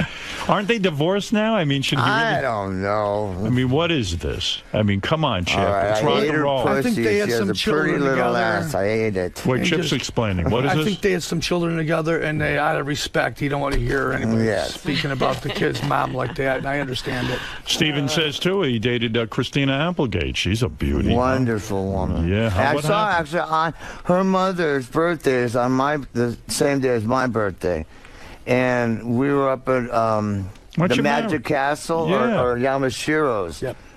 and for my birthday, and she was up there, and I got to see her. She's very beautiful. Why don't you marry that broad? What was wrong with her? Nothing. I was too fucked up, and she had too much going for her. Yeah, she said, hey, I can't hook up with this guy. He's going to embarrass me. That's right. See, look what I did to my first wife, poor thing. Says here you even had sex with porn star Tabitha Stevens. Is that correct? Is that right? On your show, the first time I did it in your green room. Is that right? You fucked in my green room? Wait a minute. Oh, yeah. Chip, what do you make of that? He'll leave banana juice anywhere. No, it's not banana juice, Chippy. It's pineapple banana juice. Oh, man. I didn't know that was going on in our studio. Oh, yeah. Did you eat Rachel Hunter's ass? I like it was going on in style. Love. You're the man. You're the man. Look at you. All right, so the new band is called Adler's Appetite, as you know. Chip's enough, a great player. Chip, you married still or what? You're divorced, right? No, I'm single. You're single? Yeah, I think that's the best thing for the right now. Yeah. My attention to the band. Put your attention on the band. We're in a different time right now. You can come up with a great song and put it instantly on iTunes and Rhapsody and eMusic if you have a name. Right. A new band, it can't be done, but for guys like us who have a history, yes. Bingo. Once, 1, 2, 3, until you get 10 songs, then put the record out. Right. Why make the fans wait all this time? This is the marketing plan. Make a song, stick it right on the fucking internet, and let's go. And go tour. Yeah, and go tour. Well, look what happened. We were talking about that chick who did some single, and she was on that dance show or whatever. Yeah, just recently. So she did one single. Are you guys thinking of going on a dance show and maybe promoting the single? Me and Chippy together. Right. Definitely. Would you guys team up and go on Dancing with the Stars and dance with each other? Well, our manager, Marty, has to look at the offer, but I'm interested. Vanessa.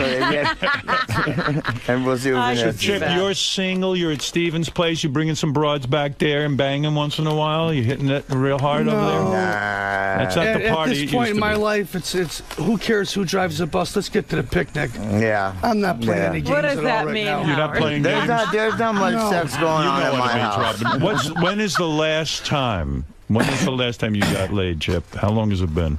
Months and months ago, my old girlfriend Susie that was here. You're kidding me. Yeah. Months, and can you believe this? What happened with you guys? I think you hit a certain age and you lose that. Yeah, you don't care I'm anymore. more focused I want on to focus doing good on things. other things. I want to focus on important things. As Grandpa would say, we're not built to last, but hopefully our work is. Yes. I don't know what the picnic is or the bus, but it sounds like you've matured. In You're some getting way. on it in a That's while. right. That's right. So it's all good. Is Chip saying he likes going to picnics? I don't know. And Steven, are you getting laid, or is it like There's no sex going on in my house, in my life. Look at this. He had a girlfriend during the show. What happened to her? I had a wife. I still have a that's wife. right. There's still no sex going on in this house. Well, I've been married 10 years. You still got the wife? Of course. I got the wife. And Chip, you got your own room in the mansion, or? Yeah, absolutely. He just give me the whole house. They're very kind. They treat me really well. How long you been in this room at the house? I've been there for about a year and a half now. A year and a half? Yeah. No kidding. Yeah, I stay out of the way. I don't bother What do you anybody. mean? We've been together I'm playing 5 with the years. doggies and stuff. Rent free? Of course. Yeah, of course. Does he ever yell at you like, "Hey, Chip, can you fucking back off and get out of the kitchen so me and my wife can have some alone Honest time?" to God, never, not once. I yell at him, God damn it, get in the kitchen and cook something. Yeah, that's about it. Do you share the housework? Do you Of ever course clean I up? do. I'm very good. I'm very we're good domesticated. I was together. married 23 years. Do you clean up the bathroom after yourself? Absolutely. Dishes, He's very kitty clean. cat litter. He's very clean. Yeah, everything. Are there other rock stars living in the mansion, or is it just you? No. As far as I know. One chip is enough. One chip is enough. One chip is enough. Do you ever feel self-conscious being in the house? Like, oh, gee, maybe Steven and his wife want to be alone, or That's maybe the I'm only in the thing way. that bothers me sometimes because I cherish their relationship. I know it's like the sanctity of a marriage. Yeah. I try to stay out of the way. I don't want to bother him too much. But then he yells at me, "What are you doing? Get over here!"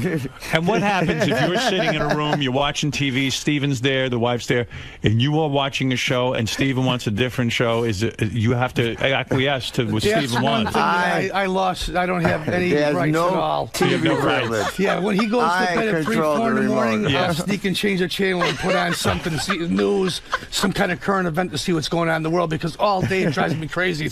It's Family Guy and all the cartoons and stuff, and I'm losing my mind there. Do you ever say, "Gee, I like the guy," but maybe intellectually you think you could step it up and stop watching cartoons? Well, actually, those cartoons are very well written. They are well written. Seth MacFarlane's a genius. Do you think because his childhood was taken away. He's obsessed with the cartoons. Yes. And he's living it. Yeah, and the last thing I want to do is be a wheel. I don't want to stop it. I think he's enjoying his life, and I don't want to be anywhere where it's going to... Would it be fair to say that Steven should give you a night where you get to be in control? No, I don't pay no control. Not with the TV, no. Do you ever find yourself getting attracted to Steven's wife? You're around her? And I would say it right now because she's very, very attractive, but not at all. No. I'm an older guy right now, and I just like I looked at your wife or something. I don't look at her like that. Steven doesn't get upset or jealous sometimes. She comes down in her nightie. She's got her tits are out. I look at her like a beautiful sister. Have you ever accidentally seen Steven's wife running around the house nude? No comment. I haven't even seen my wife running around the house nude. She cuddles with you. Like Steven gets into a knockdown, drag-out fight with her. She comes, Chip, I have to talk to you. She's in her negligee. She's like, Chip, he's a monster. And you start hugging her, and then one thing leads to another. No, that's a pretty good story. That might be for the Chips Enough an instigator. I'll have you out of the house in a day. That might be for the Chips Enough book at HarperCollins. Were you ever taking a bath and she comes in and starts to sponge bathe you? I don't take baths. That's very... Have you ever caught her coming out of the shower and you start to dry her off with a towel? Dude, I'm telling you, I haven't even seen her naked in the house. She's getting it somewhere. It's got to be with this guy. He's taking care of her, I'm sure. Yeah, right. Who knows? Dude, all I know is I learned the reason that I still have a wife is because I learned the secret. Yeah. At first, her words would come out of her mouth, and I'd eventually get them to go over my head. Right. Now I've gone and I've gotten to the part where I can control her words. The words leave her mouth, they don't even hit my ear. Really? It's like, Chippy, did you hear something? Did you guys later? Did you hear something? Did you guys listen to the Mel Gibson tapes? You understand. You just wanted a blowjob. He's supporting this woman. I mean, on some level, did you understand where the anger was coming from, guys? He has a hard on. He didn't want to jack off anymore. I have no idea. If he fell off his wall, he'd break his neck 50 times. I understand that. And she might be... she's mother of some of his kids, right? Right. One. I thought you said once you have children together, we have to stay out of that. Sanctity of marriage is so important. It's up to guys. The couple. Would you ever consider letting Mel move into Steven's house with you guys and sounds maybe like hanging a fun out? guy. I wouldn't even consider him getting in the car with me. For one, I'm a Jew. Right? Yeah, you don't like him. No, you don't like me. Right. Ralph has a question for you boys, and then of course we'll get to the music. Ralph, go ahead. Hey now. Kind of two questions. Did Kinnison have a big rig? No.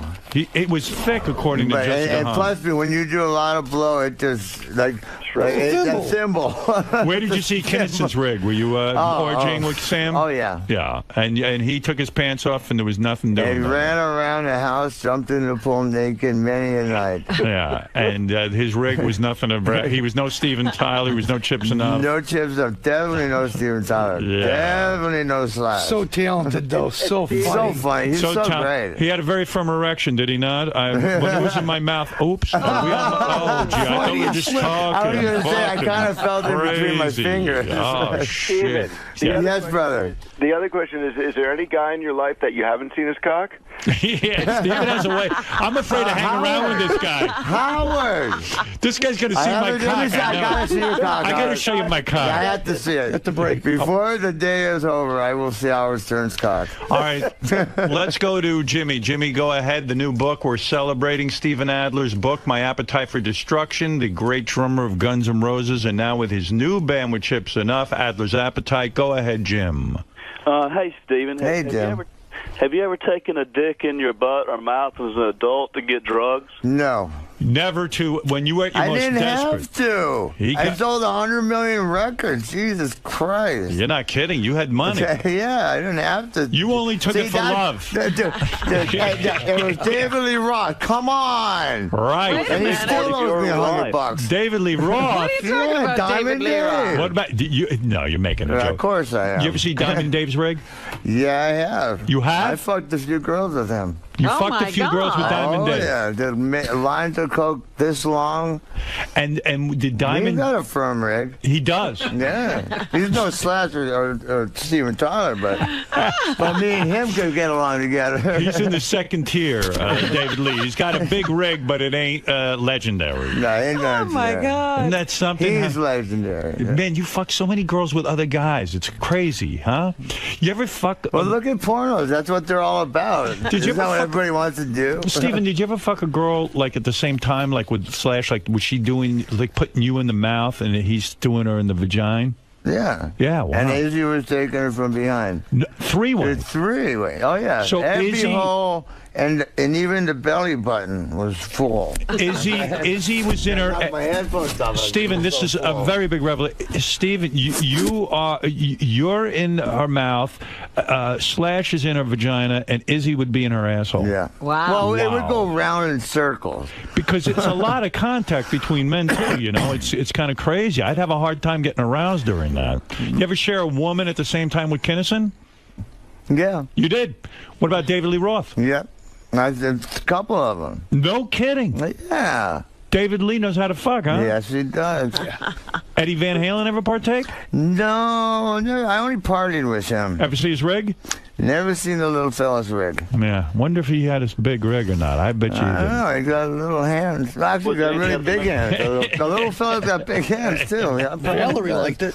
Valerie liked it for a while.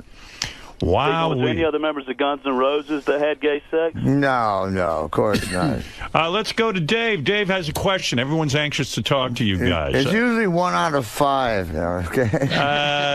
Let's go to Dave. Dave, go ahead in Boston. Hey now, what's up, guys? Hey now. Hey.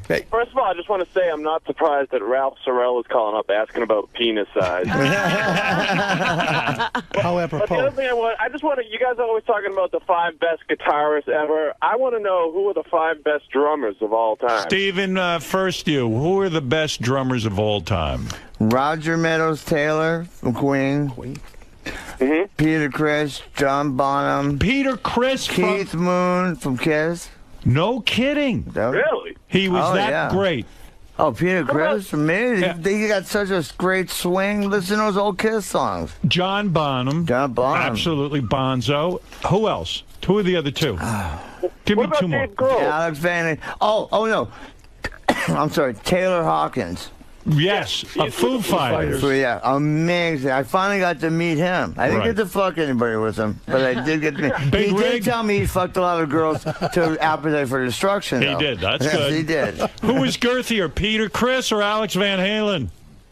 Alex Van Halen. No, I said Peter Criss. Peter Criss, because he's got that great swing. Don't you think Alex Van Halen is underrated? I mean, totally amazing player. The fucking guy. He does on drums what his brother does on guitar. Yeah. Right, but he doesn't get the acknowledgement. Well, not that many drummers do. I'm so thankful that I'm getting, I get the love and respect that I do as a drummer. Were you taught as a child, or were you a prodigy on the drums? Yeah, no, I had to learn from second to second, beat to beat. I learned from watching people, listening to records, hanging out at the clubs, the nightclubs. Never had lessons? Never had. Actually, I started taking lessons about 4 months ago. No kidding. Yeah. Why? You're one of the best. Because I want to better myself. I want to be a better player. Who is teaching? Who is qualified? 𝗵𝗵. He's qualified? He's an Australian teacher. Yeah, he teaches me how to play double bass. And I like drummers. I don't know what is his name. 𝗵𝗵. Is he hung? I don't know. I haven't made out with check out his man. rig. I haven't seen his rig yet. But he plays mean drums. Wow. Who are the 5 best bass players? Chips enough? Well, of course, Paul McCartney. I was going to say number 1, right? Changed the name of the game there. Right. Geddy Lee's terrific. Geddy Lee. John Entwistle. Right. Great player. I love John Deacon from Queen. I think he's very underrated. Wrote all the biggest Queen songs. Great band. Yeah. Yes. Greatest band. And last but not least, Flea.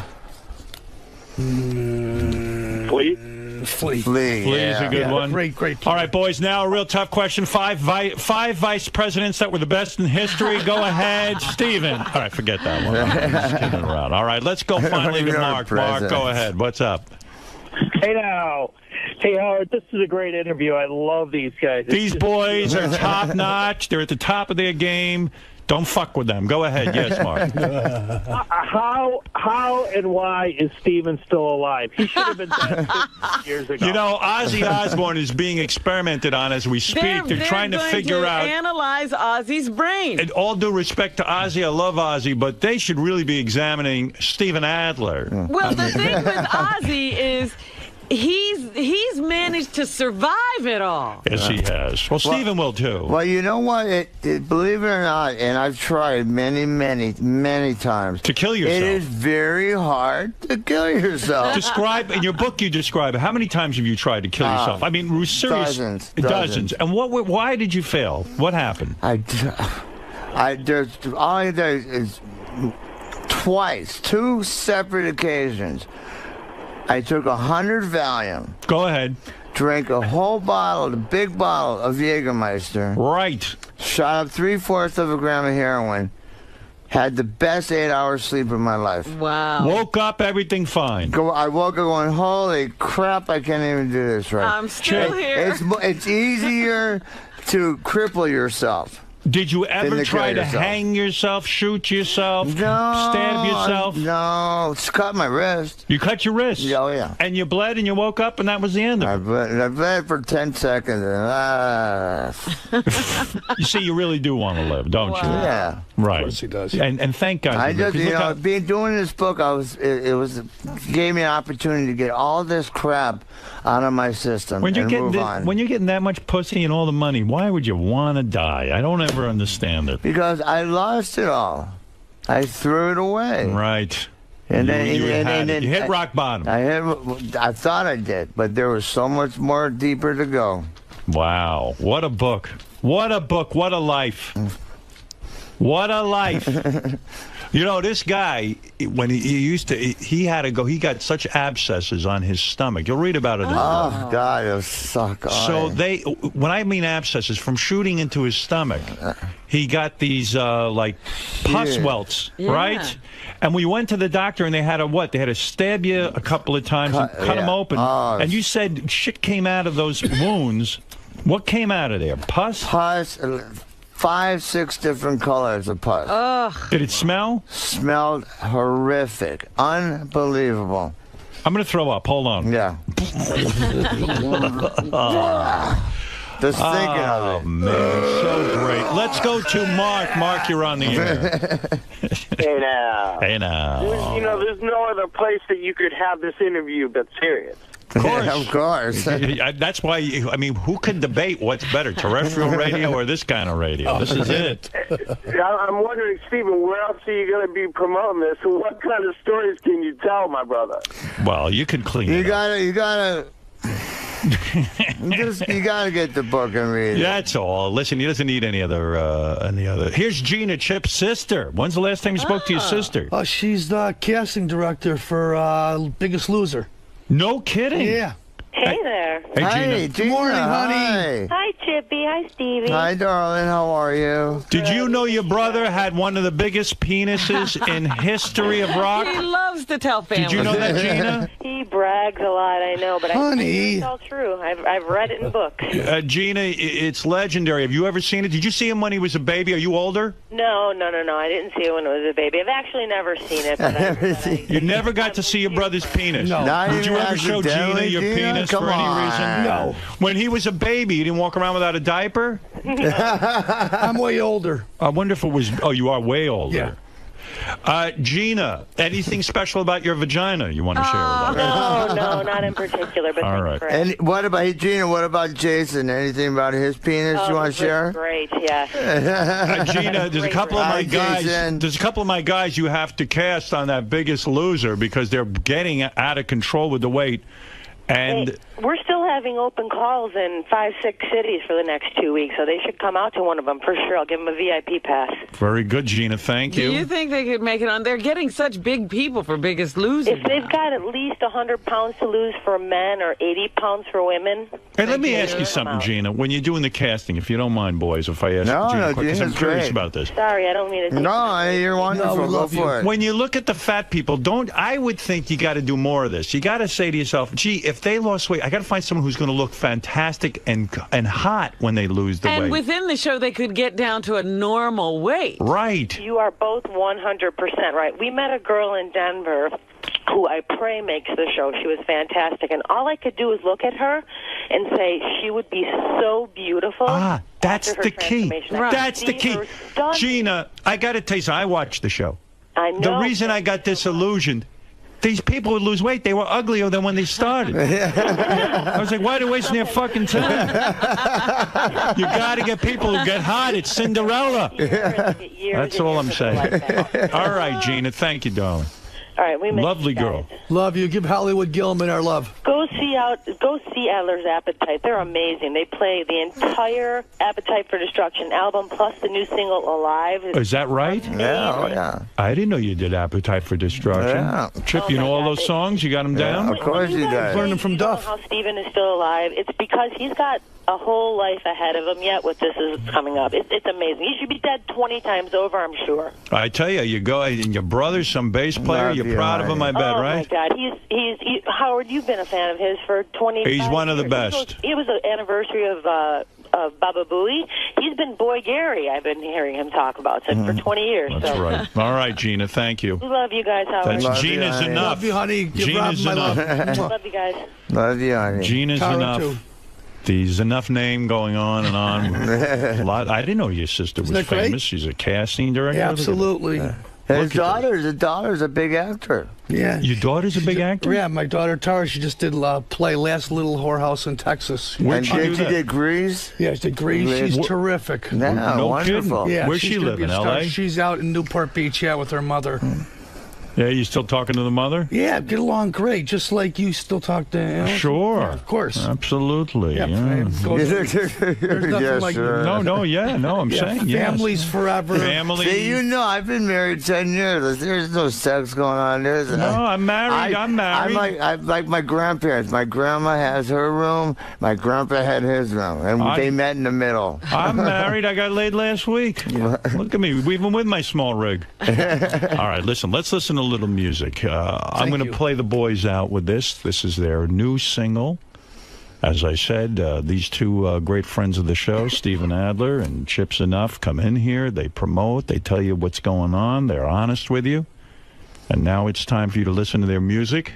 This is new music. And I guess you can get this on iTunes. Or Today. With the book. Get a free download of this song. Hey, when you live at Steven's house, if you want to have guests over, do you have to get permission from Steven first? I guess you got to go to, he's sort of the big daddy. Besides, like Dave Mancini / his guy or Hollywood Gelman or my buddy Wendell Ray, I can't bring anybody over. He prefers that I keep everybody out of there. But, of course, if my daughter or somebody came by to visit, he'd let him come. You're all right with his daughter coming in? Yes. Can he bring his dates home, or do you want him leaving the... There's no dates. We don't have time for dates. Who gets a crap out What if he gets a date? I got all my dates, and he got all his dates out in the 20s. All right. Well, sounds like there are rules staying over Steven. I think so. Yeah, well, I'm sorry you can't bring a date. Maybe talk that out with Steven. I know when you asked me to come to your pad, I could have bring dates over there at the little servants' quarters. Sure, I'll stick you over at the servants' quarters. Sure, that.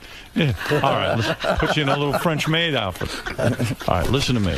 This is the new single. It's called Good to Be Alive. Adler's Appetite Online.com. You'll get every information, anything that we're doing, recordings, touring, merch. Don't you love that Steven's singing through your plug? You're trying to sell him. He's not very respectful. I'm saying hi to somebody. I'm doing a secret hello. Hi, Wendy. Oh, Wendy, stay away. Thank you. All right, here we go. Good to Be Alive.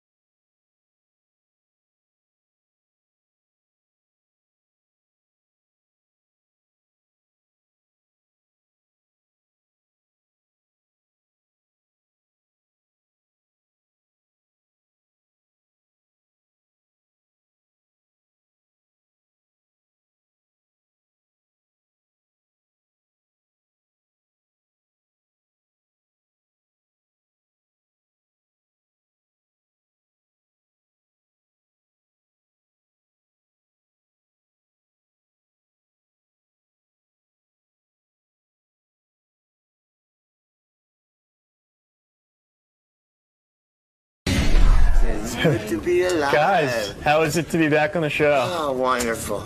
Even better than last time. Of course, we're not having sex in the green room this time, but it's been a great time. You talked a lot about sex, though, today. Well, that's usually what Howard likes to talk about. Actually, that's what guys like to talk about. Yeah, he's giving you some crap for seeing a lot of other guys' rigs. Who hasn't It's just seen part a of the lot game? rigs? It's part of rock and roll. Part of rock and roll, right? You see one guy naked, yeah, you see him all. Oh, no, wait, that's you see one girl naked, you want to see them all naked. That sounded a little crazy. Steven, you talked a lot about your past, you know, some heavy stuff. Is it hard to talk about that stuff? You know, at first, I thought it was really going to be hard.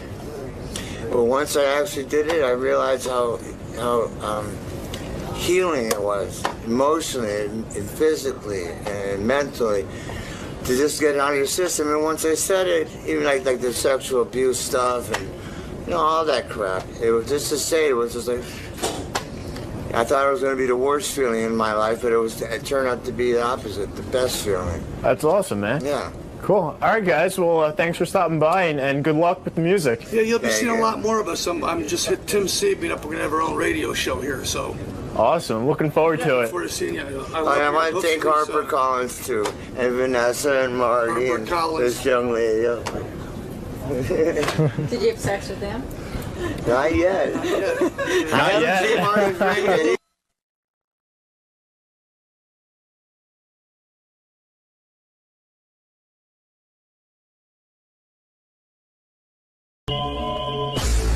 Are lined up in front of microphones. Yes. Well, we're doing a bit in a couple of days where some super fans are going to come in and battle it out for money. And they're going to go up against the crew here. And who's the crew here, Gary? It's you and Fred, right? And we need a third. Right. So we're looking for a third. And I'll tell you how this came about. So we needed 3 of our guys to go up against 3 fans. 3 super fans. Of the Howard Stern Show. Okay. So Gary said, look, I know the most about the Howard Stern Show. It definitely should be him. I'll go up against the fans. They said, then everyone agreed that Fred should go up against the fans. I think with Gary, you've got a slam dunk, period. Well, we'll see. And if anything he doesn't know, maybe I can fill it in. So anyway, I think the third guy was John Hein. And then a lot of guys started going around the station going, why the fuck is John Hein the third guy? Or maybe Ralph even. Yeah. Well, a lot of people got really upset and said, you know what? I know more about the Howard Stern Show than John Hein does. I've been working here longer and I know shit. So I said to Gary, you know what? Let's test some of the guys. Okay. Let's find out. All of these guys say they know more? Yeah, and I'm going to ask each guy to go down the line, give their name, and say why they think they're such an expert on the Howard Stern Show. You got quite a lineup here. Yeah, here's the lineup right now. Go ahead, number 1. I've been a super fan, Howard. Who you are. What happened here? What's the matter? Nothing. Huh? What are you doing, Tim? Sal doesn't know shit. Sal doesn't even hear the directions. Yeah, Sal can't even get the... Sal, give your name and then say your... I'm Sal, I don't know shit. Let's move on. No, Sal, why do you think you're the... Well, obviously, I've been a super fan since 1987, back in the NBC days. I worked for you. So he was a super fan. I was. Number 2, give your name and give your, I'm 𝗲𝗵𝗿𝗱. I'm a producer here. I've worked at WYSP since 1989, and then WJFK until 2002, 2003. And you think you know more about the show than Sal? I think I do, yeah. Yeah, and you think you'd be a better third to go with Gary and Fred against any super fans? I know a lot of stuff, I think. All right, very good. Number 3, give your name. Richie Wilson from Howard TV. And why are you so qualified? I won the last Stern Staff Trivia Contest. Ah. Oh, you did? Yeah. Qualification. When Sal cheated, remember? Yes, that's right. Number 4, go ahead, please. Who are you? Hi, I'm Brian from Howard TV, and Right. I've been listening for 23 years, and I'm ready. All right, very good. Benji. Hardwire A. Oh, Hardwire A. Thank you. Yes, Benji. I'm Benji, and I've been a big fan since 2006. Okay, Tim. I mean, who are you? Number whatever. Go ahead. 𝗏𝗵ici𝗄𝗿. I've worked with the show since 1991 and been a fan since since you left NBC. You think you know that much about the show? Yes, I do. All right, and finally we have. Hey, it's Jason Kaplan. I was literally breastfed to the show. Have not known life without the Howard Stern Show. That's disgusting. All right, very good. Self-breastfed. That's disgusting. All right, so what we're going to do is find the third that are going to be teamed up with Gary and Fred. So you got a little quiz? Very simple. I'm going to ask a question. If you get it wrong, get the fuck out of here. All right, it's an elimination. It's an elimination speed round. And by the way, I just want to say... Get out of here. That our good friend from the wrap-up show, John Hine, I think is being a bit of a baby, isn't he? Why? He refuses to participate in it. So this is the word I got. And again, I'm getting a second here, but this is how it was told to me. Yeah. Originally, we came up with the idea of Gary, Fred, and John for a general trivia thing, right? So then when we went to this, John's name was in, and somebody who shall remain nameless stepped up to me and said, why is John the guy? I think I know more. And then we decided to do this. So I asked John, would he participate? And he said he didn't want to. And people think that John's not doing it because out of spite. All right. Huh. Who's that person? Who's the person? Who's the person? I think it's Jason Kaplan. Yes, it was me. I told John it was me. John, why not go up against these guys and prove the point? All right. I was told I was doing this with Gary and Fred. Right. This is, I don't know, however long ago. Then all of a sudden... somebody asks me if I want to compete for the third spot, and I said, I thought I had the third spot. No. And then Jason fast, buddy. Exactly. And I'm like, well, either I'm in or I'm not. Who do you think is best to replace you in this? Who do you think will know the most about the show? Well, Jason's a rat, not him. Not him. Go ahead. I heard, by the way, that John said he wasn't even positive that Fred and I should be the two in it. Well, I said if I have to compete, then Which everybody one of these guys will know more about the show? I think it's going to come down to either Richie Wilson or Jim McClure. And my money's on Richie Wilson. All right. Ooh. But you won't compete. No. Save your money. All right. Let's find out now. Here we go, boys. I ask you a question. You get it wrong, get the fuck out of the studio. You are not going to be in the Big Superfan Challenge. All right. What's the first question? All right. First question. Sal, you're up first.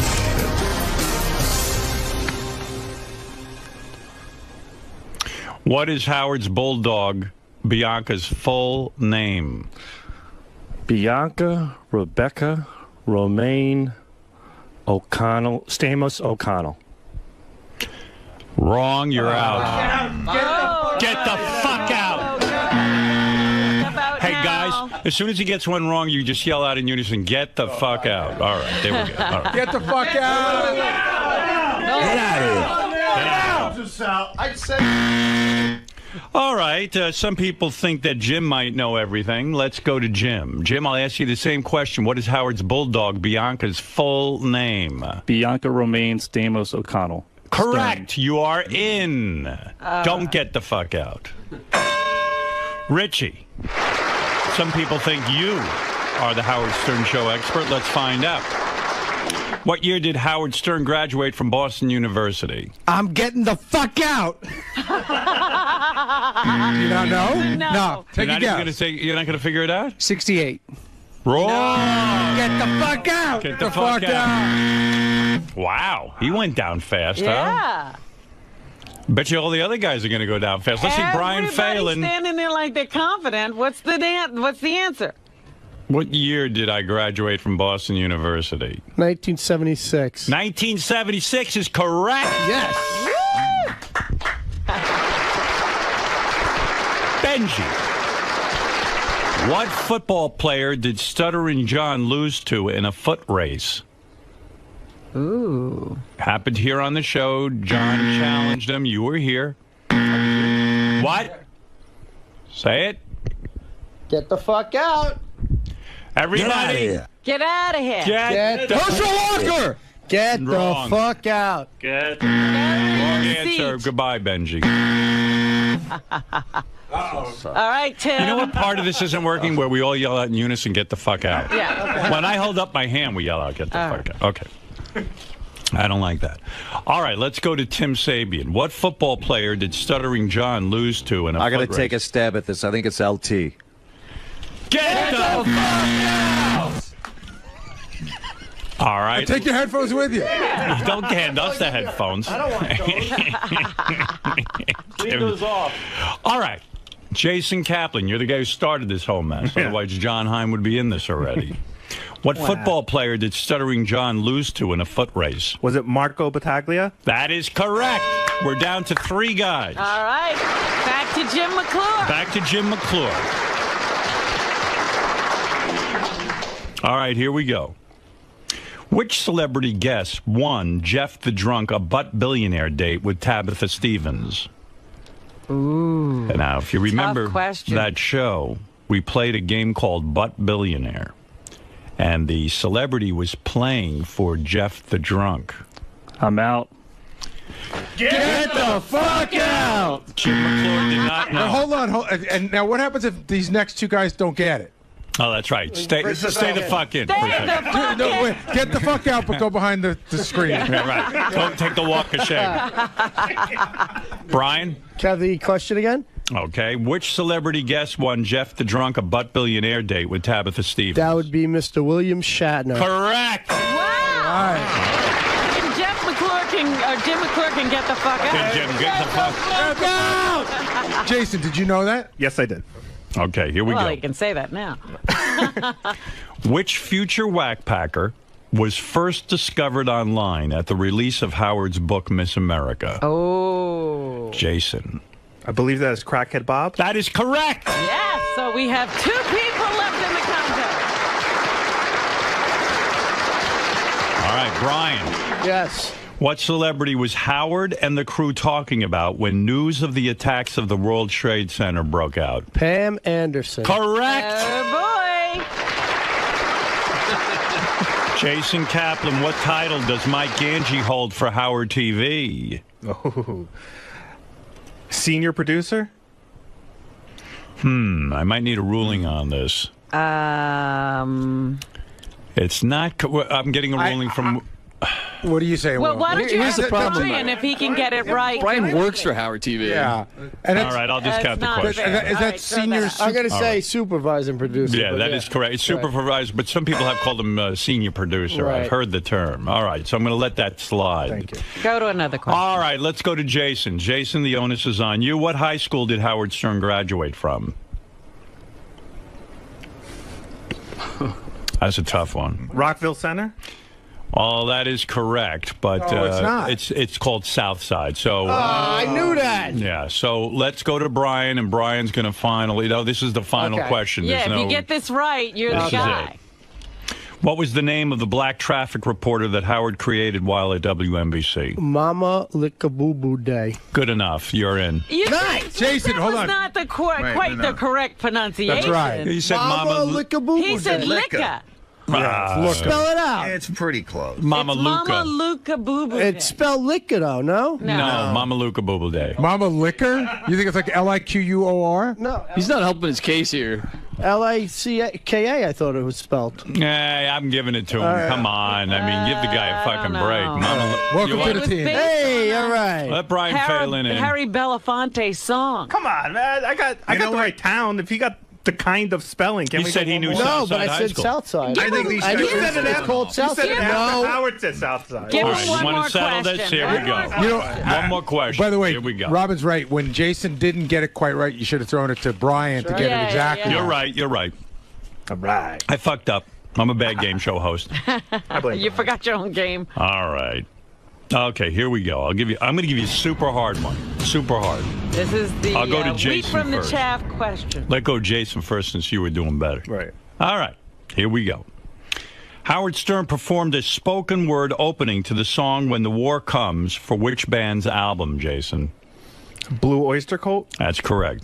Did you know that one, Robin? Yes, I did. All right. Another question.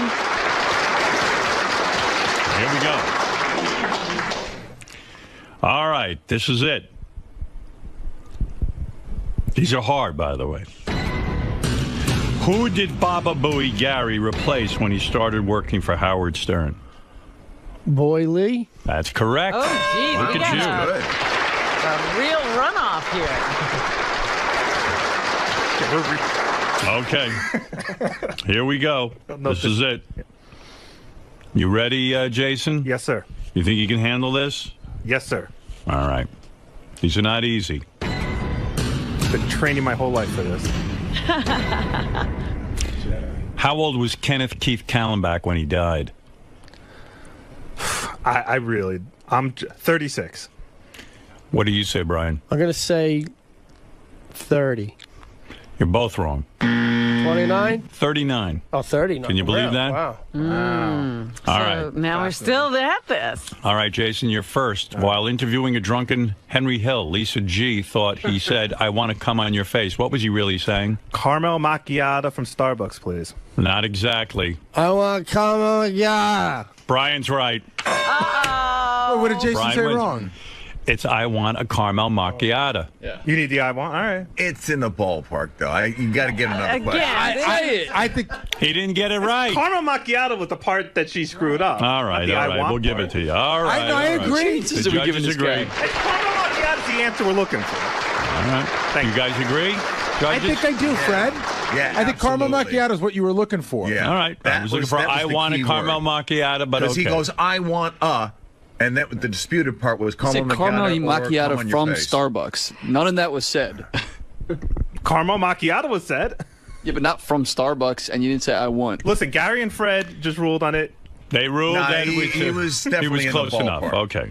Let's get a definitive question here. We're never going to be done with this. I know. Would you find a hard question? I want to throw them both out. Get the fuck out! All right, Jason, here you go. You're hanging on by a thread. Totally. In 2006, named the wife of the rock legend that let Howard touch her boobs. So in 2006. Ooh. The wife of a rock legend. That's right. Who let him touch her boobs? I touched her boobs. Carmen Electra? That is not correct. The wife of a rock legend. Uh-oh. In 2006? That's right. Trudy? Sting? Both of you got it wrong, so we're still playing. Oh, my It was God. Sharon Osbourne. Oh, right. Okay. All right, here it is, boys. Jason, you're first. During what time slot did Howard have during his time at WNBC? What was my time slot? We had 2 time slots at WNBC. Well, I did. Weren't you on in the afternoon at first and in the morning? No. But they did move the show. No, there was one time slot. All right, then I'll say from 2 to 6 p.m. Afternoon slot. Was that right? No. That's not right. Okay. What is it, Brian? 3 to 7? That's right. Oh, well, there Yeah. you go. Why do you say there were 2 time slots? Didn't they move the show? No, you know what, Fred? I got confused too. They did that here. They did that at K-Rock. Okay, we did 2 to 6. 3 to 7. 3 to 7 is the correct. 7. Brian, you win. Thank you. All right. Jason, even though one could argue that because you guessed wrong 2 to 6, he quickly put together 3 to 7. You know what? I am impressed with Brian's knowledge, and I do believe he should be the third. Yeah, I've got enough third chances here. So. That's right. Okay. Very good. All right, Brian, you're in. Get the fuck out. Get the fuck out, Jason. Wow. I wonder if now John Hein is saying I could answer all those questions. Who knows? Well, I don't want to know. questions and see if you can do it. Well, it's a very busy morning around here. A lot of hoopla. A lot of arguing going on in the A halls. lot of carrying on out there. You couldn't have answered all those. Well, I ended up helping out Will with the questions once I knew I was out. Right. But I would have gotten, I think, most of them. Right. But so why didn't you partake in this? Because I was a little bit of a baby about it. Just prove I was like, either that I'm you in, deserve it. either I'm in or I'm not. Yeah, but prove it. Yeah, but don't tell me I'm in, and then all of a sudden come on. tell You me know I'm not things in. change around here on a dime. And it had all I'm nothing to saying. do with you. But I'll tell if Jason won that, I was going to freak out. Right. You gave him 3 chances. Right. He missed Southside. He missed Gange's title. And he missed another caramel macchiato. Caramel All right, let's see how good you are. How much do Robin's breasts weigh combined? Before or after the reduction? Before. Who weighed my breasts? You didn't know we weighed your breath? We knocked you out with a drug? And I don't know. All right. Thank you, John. All right, John. Well, Brian Phelan will partake in that bet. I'm exhausted. Phelan, congratulations, man. I'm the winner. Finally, I get some Dewey here. Did you think you were, Mountain Dew. you knew more than all these guys? Yeah, I knew I was good at trivia, definitely. I'm pretty smart that way. Guys, what happened today? high, Johnny high, what a baby.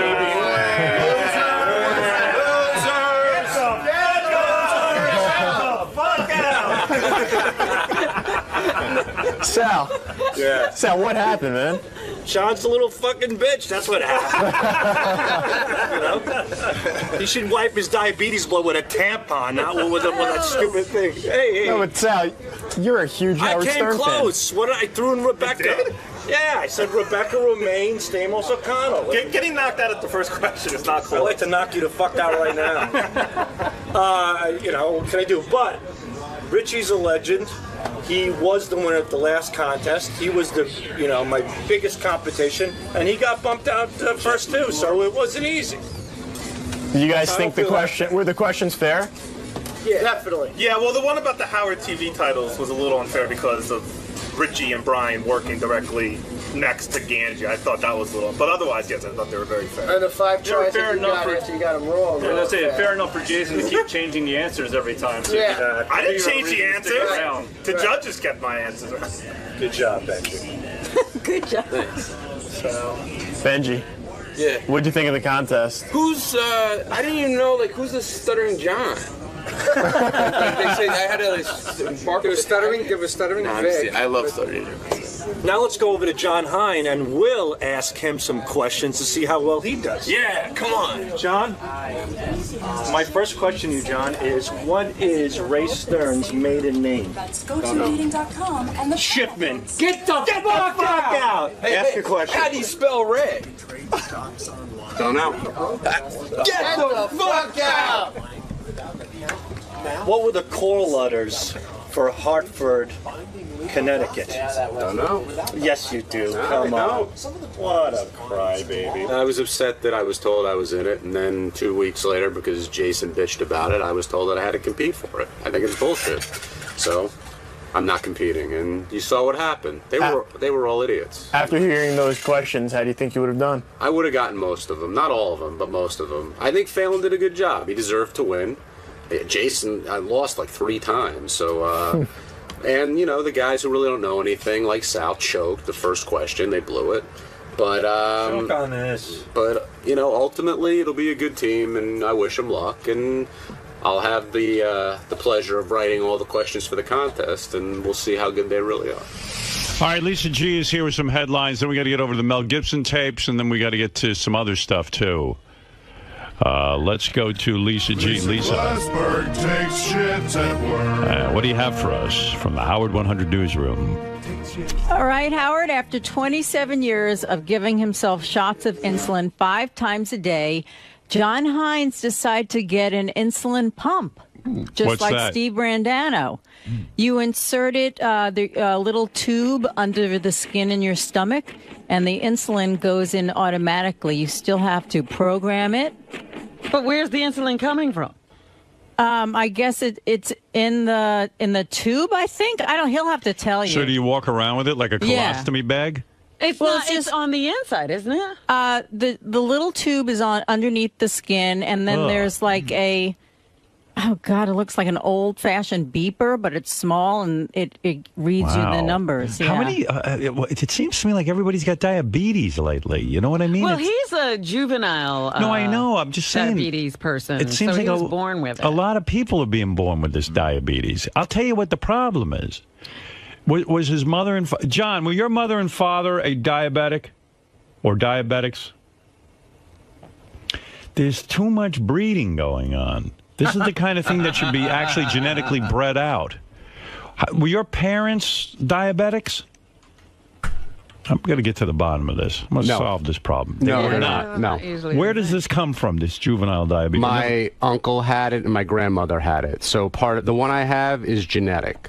It has nothing to do with my weight or anything like that. If they didn't understand insulin, would you have died at birth?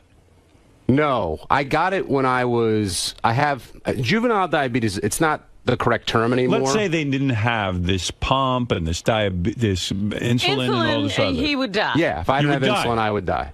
The part of my body that produces insulin doesn't do it. Do you think in nature wants these people to die and then? Well, that would be natural selection. Right. The weaker of the species would die. Right. Early. They wouldn't breed. I'm lucky to be here. There are two types. Maybe you're ruining the rest of us. Well, there are two types of diabetes. All right, Hitler. When you, well, that's right. Why did you? So do your children have this? No, they don't. But there was probably a good chance they could. They could. My kids could get it, but there's so much more awareness now than there was before. When I got it when I was 27 years old. I was like, what is that? Am I dead? Like, what does that mean? I had no clue. So, and yeah, that's the pump. So that's where the insulin is. So the pump is in. The pump is here, and then it goes to this tube, which connects to me here. Is that better than sticking yourself? Yeah. Okay. And when you fuck your wife, you're connected up to that thing? You can disconnect it. Does she rub it? Yeah. When you take a shower, do you disconnect? I tell her I'm bionic now. It works really well. well. And that Band-Aid, do you have to replace that Band-Aid every day? This is every 3 days you switch this. So this. Do you shower with that thing on? No, you take it off for a shower. What a pain in the ass. I'm sorry. Well, any diabetic has to do shots 4 or 5 times a day as is. Sucks dick. It does suck. It does. But there are a lot of people who are eating themselves into diabetes these days. That's the other type. Yeah. Like 85% of diabetics they're crazy. Is obesity and all that other stuff. Yeah. Steve Rendano and I were just blessed with it naturally. Only 3 million people are type 1 like John and Steve. Right. So they're not the problem. I'm worried that more and more people are going to be born with this. I don't think that's really. No, I think that's right. I do think it's going to get worse over time. Sure. Listen, the gene is being passed on. They also are coming up with like amazing breakthroughs in this area as well. Right. Jeez. You know, like all of this stuff they're doing with stem cells and. Life isn't hard enough. Now you got to walk around with a fucking pump. That's why I didn't get it for a long time. I didn't want anything connected to me. Right. It feels like an IV all the time. You know, it's like 24/7. So that's why I resisted. But it's really the best way to take care of your diabetes. So you never have a fluctuating blood sugar? Oh, I do still. But this acts more like your pancreas does, giving you slow bits of insulin all day long. Is there anything good about being a diabetic? In other words, I was thinking the other night, like, I love the fact that I have good hearing. But if I had no hearing or I had a hearing aid, it'd be like I could take out my hearing aid and then wouldn't have to hear like noisy neighbors. So there would be a benefit to being deaf. Yeah. Like with my glasses. I used to really annoy me when people would stare at me in a restaurant. I take off my glasses, I can't see them. So there was a benefit to having bad vision. Well, are there any benefits to being a diabetic? If you're really hungry in a situation, like on a plane one time, stewardess was being really obnoxious for some. I asked what the meal was because I needed to shoot the right amount of insulin, and she was like, just kind of blew me off like I was an annoying passenger. And I said, I'm diabetic, I need to know. She came with pretzels, like peanuts, anything I needed then. She got it. So you could play that card from time to time. That's like the handicap card. Right. But we could all say that. Like often I go on a plane and tell people I'm a heart attack patient, a heart patient. That way I get special treatment. I often do this. So anyone could say they're diabetic, which I'll now use. I'll put that in my repertoire. But I'm just wondering if there's any real benefit, like a superpower. No, I don't think so. Yeah. I really don't think so. There really isn't. Mm-hmm. Can you, like, sneak weed in with your diabetic stuff to, like, a concert? Like, let's say you're going to a concert and you have to sneak in. Well, it may make you more prone to glaucoma, so you could say you need a medical marijuana. When I walk into places and they want to check my bag and stuff, the first thing I show is my it's diabetes, that's okay, and then you can just get right through. Right. So that helps a little bit there, too, I guess. All right. Well, no superpower. Yeah, I guess you could sneak drugs with it. You could, I guess, yeah. There are times I like taking my glasses off and not being able to see everyone. Sure. I was thinking the other night, I was hearing music in my apartment. I said, boy, it'd be great if I just could take out my hearing aids. Well, that's a sad thought, Howard. Yes, I want to be defective. It's a very sad thought. Actually, the other benefit is I need to eat at certain times. So if you want to eat early, hey, I'm diabetic. So you can do that too. I'll put that in my repertoire. When I get on the plane, I'll immediately tell them I'm diabetic. I need to eat right away, so I don't have to wait for the rest of the schlubs. It can also be a drawback, though, because, you know, like, nobody else is ready to eat, and you're like, no, I got to eat now. So everybody's like, all right, well, we got to go eat. Yeah, I like that. I like the world has to bend to my needs. All right, Johnny boy, thank you for that update on diabetes. Lisa G., anything else from the Howard 100 newsroom besides John's diabetes? Yes, the Stern Show softball team has made the playoffs. Wow. This after a big win Monday night against what Captain 𝗦𝗵_𝗿𝗍 calls the best team in the league. The Stern gang came from behind with the help of a Lee Garowitz home run and a great catch from Jared Fox. The Stern team won 6-5 and gets a spot in the playoffs. Are you on the team? No. Any girls on the team? Yes. Wow. Who? Tracy's on the team. Tracy's the only girl? No, there's two or three other girls. You have to have a certain amount of girls, right? Yeah, I think Will said you have to play at least 3 girls a game. Apparently, their shortstop is amazing. It's a girl. Oh, all right. What else you got, Lisa? All right, Gary 𝗻𝗏𝗍 working hard over the weekend, putting the finishing touches on his upcoming book, They Call Me Baba Booey. Gary's editor asked for more texture and description, so Gary sat with his co-writer trying to remember more details about his past. Much of the book centers on stories from when Gary was very young, and he doesn't have many relatives left to help him with the details. And those that are still around didn't really know much about the family secret and what was really going on with Gary's mother. The final draft is due in the middle of August. Hey, Gary, that doesn't mean I have to read that thing again, does it? No. Yeah, I'm done. I did one reading, and one pass. I did that under protest. Yeah, no. In fact, I'll talk to you about it later. But you have no work left to do. Good. I mean, I read it. This time they're going to have someone read it to you. No.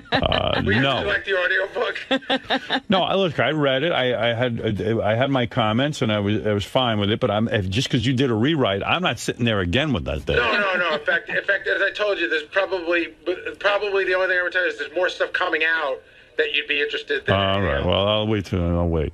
You'll tell me about it. I'll sit there and read again. I gave it to Beth. I said, "You read this." I said, "I don't know what to tell him about it." She started reading it. She read 2 pages. That was it. Oh, no. Yeah, so I'm trying to get other people to read it. Hocking me with that book. But they call me Baba Booey. This convinces me that everybody has a book in them. Everybody does. Yeah. That's what they say. I'm not convinced everybody does now that I read Gary's book. When I was at Record World, there was one fellow who used to come in there on a regular basis. See, I'm interested in the guy whose life was coming Baba to Booey. the record. Yeah, Baba his book Booey. I'll read. Oh, Baba that's Booey. amazing. And then Baba Booey. I went to work at WLIR Radio. Baba Booey. Because